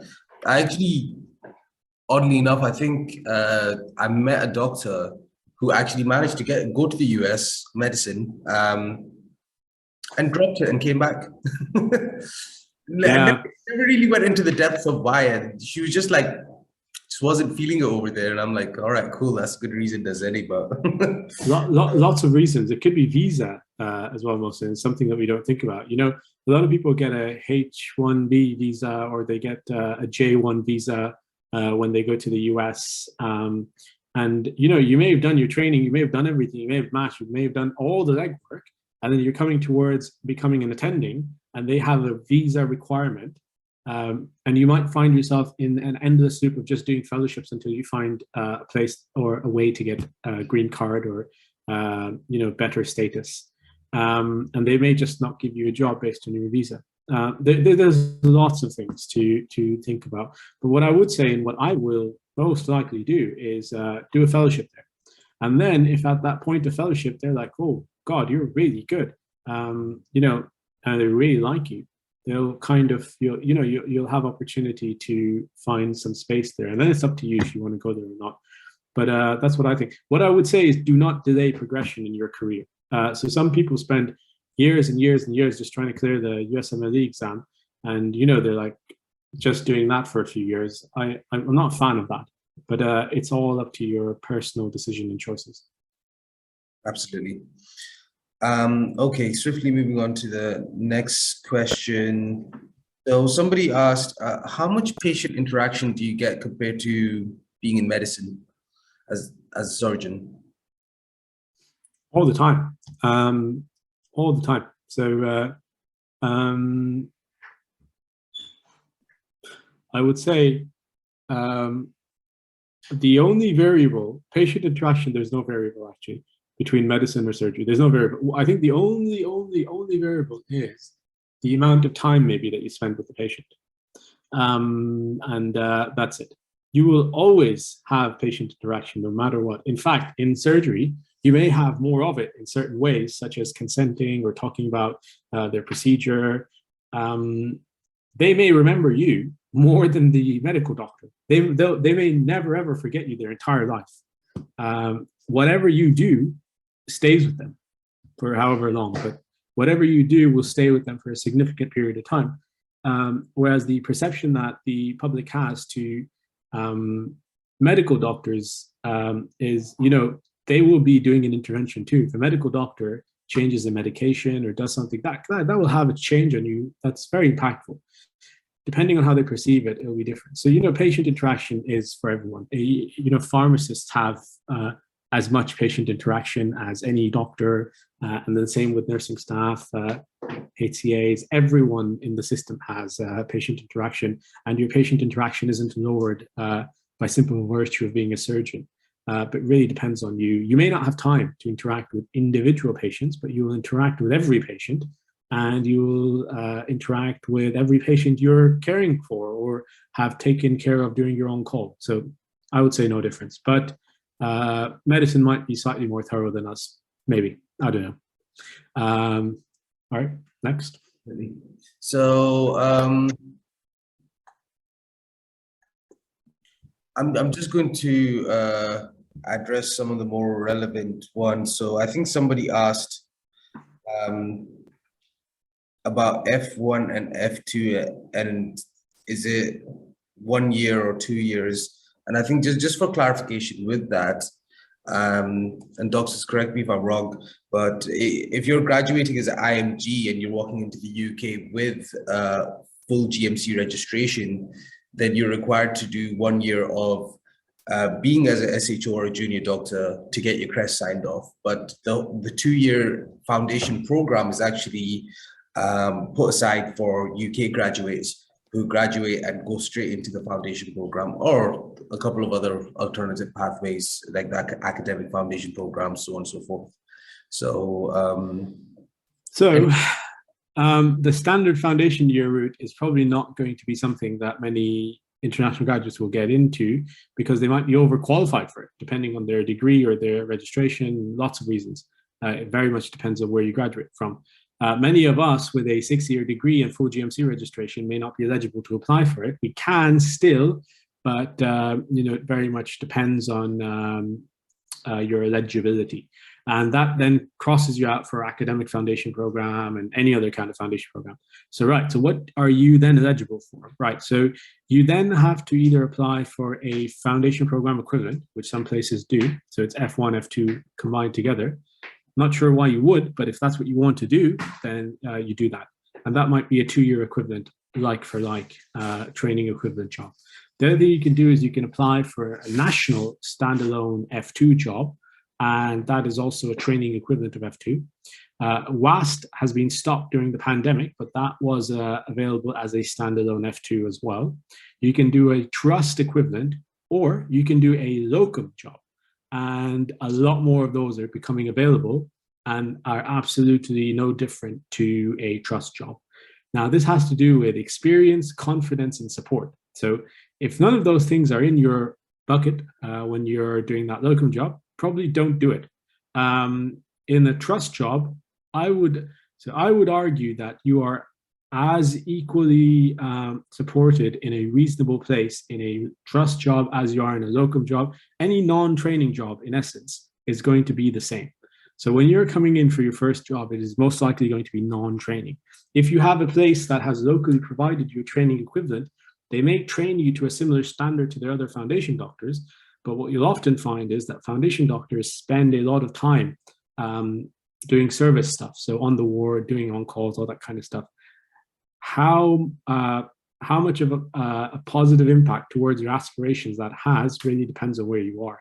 So, weigh up your options, make a plan ahead, and lots and lots of variables. We could spend all night talking about this. Yeah, absolutely. So I think this one's getting asked quite a bit. So any advice on arranging clinical electives? So I arranged all my own clinical electives. There was no, there was no connections, there's nothing like that.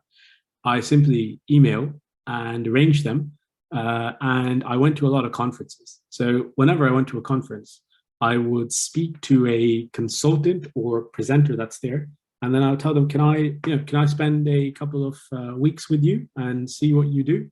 And oftentimes they would be like, yeah, sure, let me speak to my HR department and we'll get that sorted.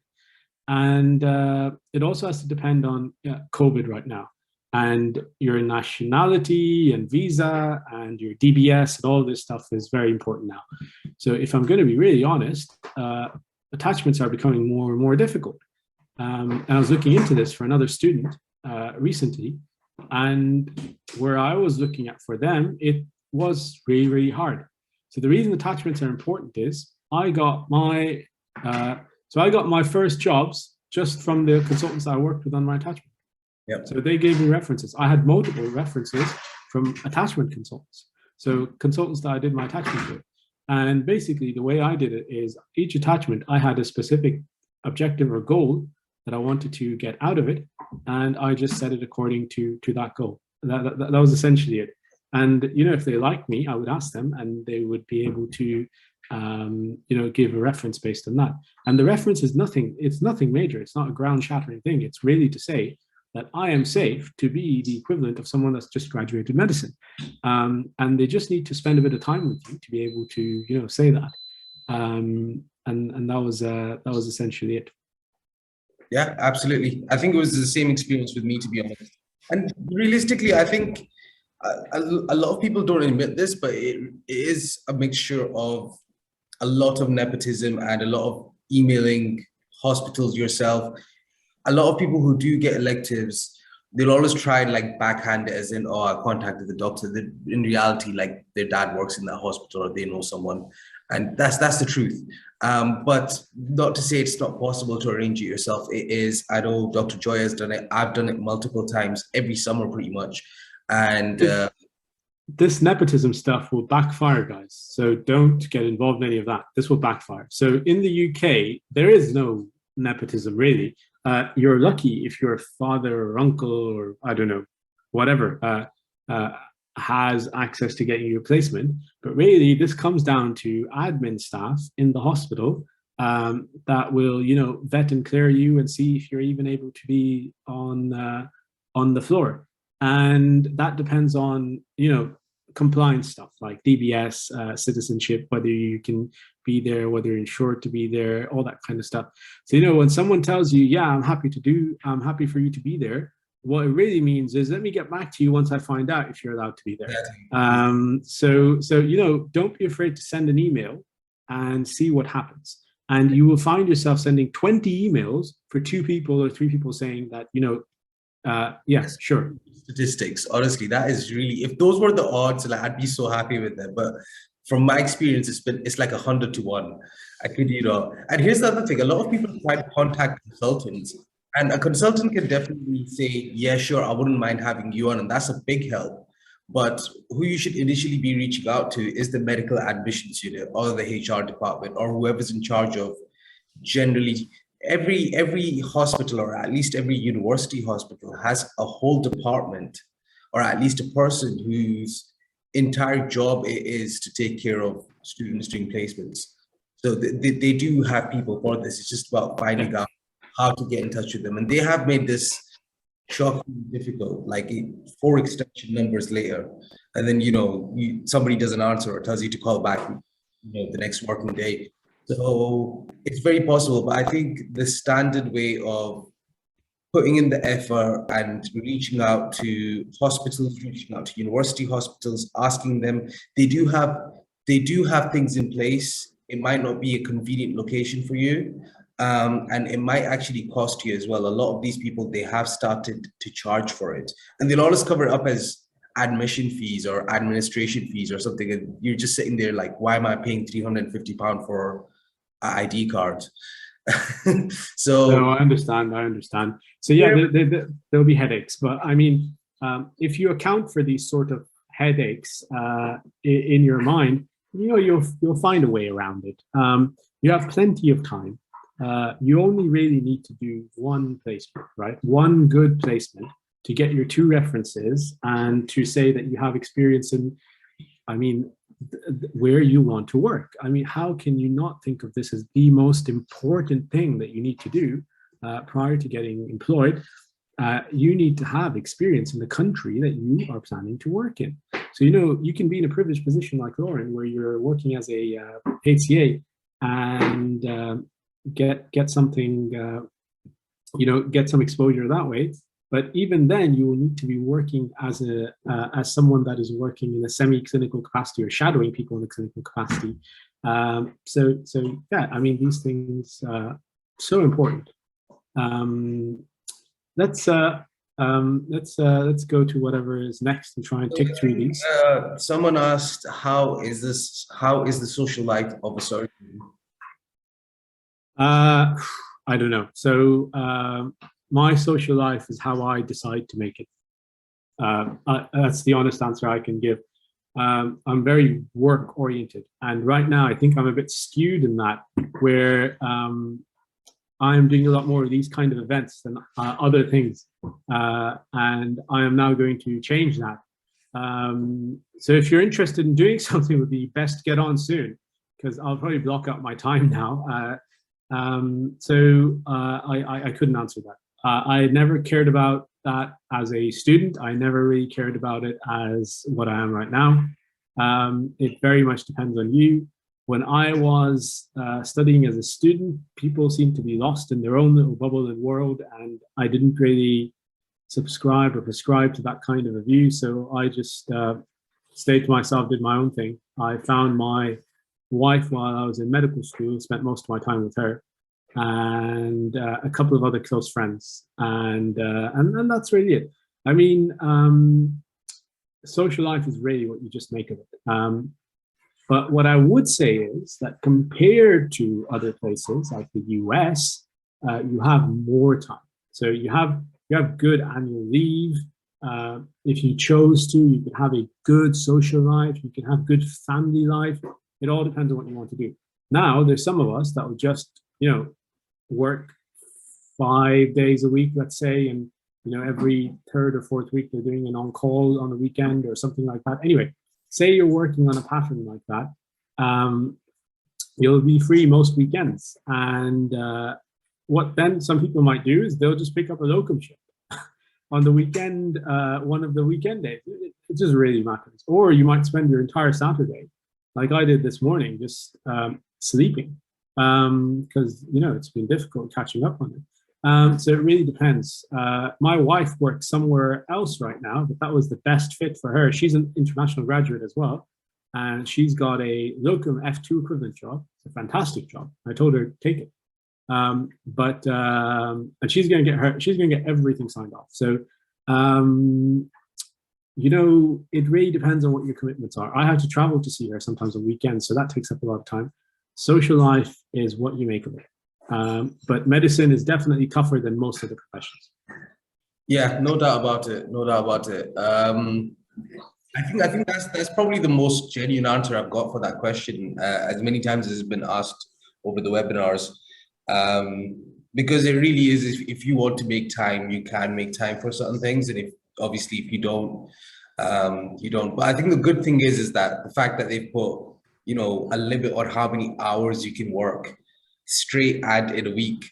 And I think that saved a lot of doctors, because my brother, who's also a friend of Dr. Joiya's, he's always picking up local shifts every weekend. That guy would work 8 days a week if the week had 8. So yeah, it really is what you make of it. So I think actually you answered another question over there as well. You know, were you married? Did you get married whilst you were doing your studies? No. So that's interesting. So no, I didn't. I met my wife when I was in 3rd year. She was in 1st year, and I'm not sure if she came to SME. Don't know, but anyway, I got my own admission. I applied for it myself. Yeah, we had a look. I can't complain about my time as a student there. I think we lived in a gated community apartment complex, probably even better than what I'm now, you know, slightly. All the sort of wealthy people in that city lived there. It was the most desirable place in that city to live in. We traveled quite a lot. We done a lot of cool workshops and all kinds of stuff. We would go out to whatever restaurants we liked when we needed and when it made sense. So as students, we were not sort of deprived in any way. We had an amazing time. And we sort of did a lot of it together.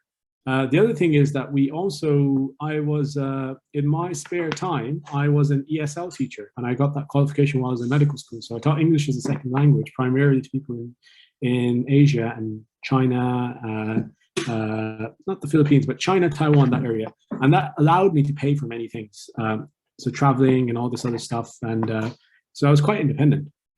So I taught quite a bit of that. So I would, my lectures would be in the morning. I would wake up very early in the morning because she woke up very early in the morning. And, you know, we'd both be like, she's going to classes, I'm going to be doing my lectures for those students. So we do lots of things together. So I'd be able to do those lectures, and they were able to provide a good sort of side income for me while I was a medical student. It was great. And it also taught me how to communicate with people with, you know, non-visual, non-audio cues, or visual cues, sorry. But yeah, so it was very, very helpful. You know, guys, you just make your own path in these things. But if you are married and you're thinking about all of this stuff, it's not going to affect you. Good to know. Okay, so we are just about out of time, but we will do one more question. So quite a few people are asking about the MRCS, how you prepared for it, and how hard is it? What's the possibility of it? That sort of thing. So I think someone like Lauren, who is thinking about these things now, so Lauren is going to be a surgeon one way or another. I can sort of already tell that, unless she decides not to be. But she will be a surgeon. She's very, very goal-driven, very, very objective-driven. So for the MRCS, it needs to be sort of like that. Because of COVID, it's been up and down, and I was supposed to do it in January, but it got moved to May now. So I'm doing it in May with some of my other colleagues. It's a bit of a disaster. And it's very logistical right now. So, you know, you may not get to really do it until you're in training if it stays on the disastrous way that it's been in terms of timetables for the moment. But what I would say is that the pass rate, what Lauren stated, was actually pretty correct. 60% or more than 60% people fail. And it is an exam that you may have to do more than once. So keeping that into consideration, try and do it early, because you may have to do it a second time. The other thing is that it is the part A is MCQ, part B is OSCE style, so you have stations, and you really need to do a lot of question banks. You need to have fundamental concept understanding, all that kind of stuff. It's a tough exam. It's a tough postgraduate exam.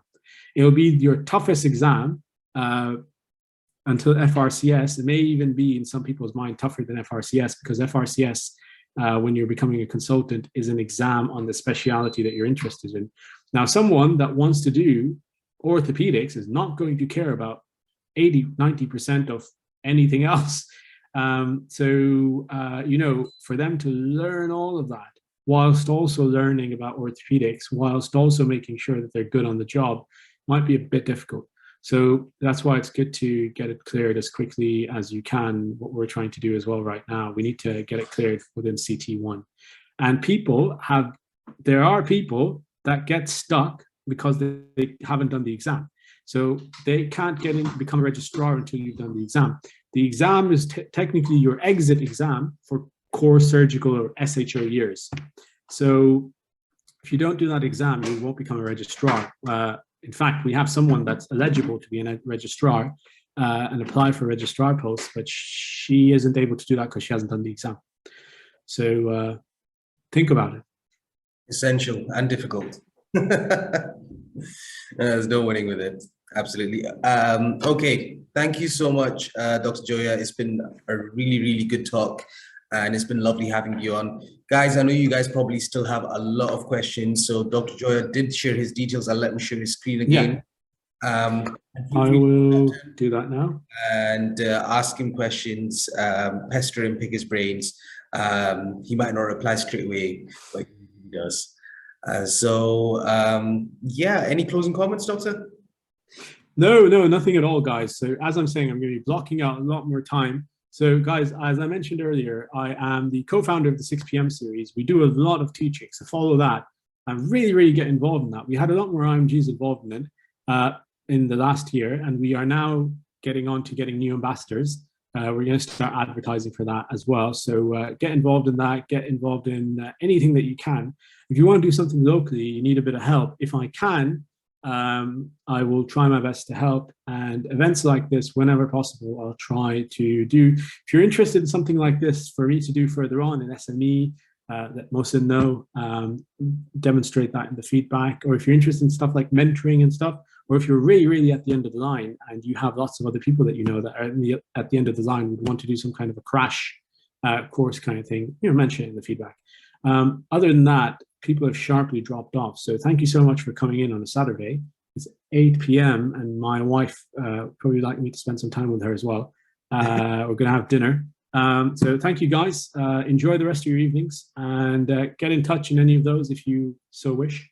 And thank you, Mohsin, for facilitating this. Brilliant. Thank you so much, Dr. Joiya. Again, guys, please do fill in the feedback form. You should be able to see it in the Q&A box under answered questions. I'm just going to check. Yeah, I think most of you have filled it out there. Amazing. Okay, guys. Well, thank you again.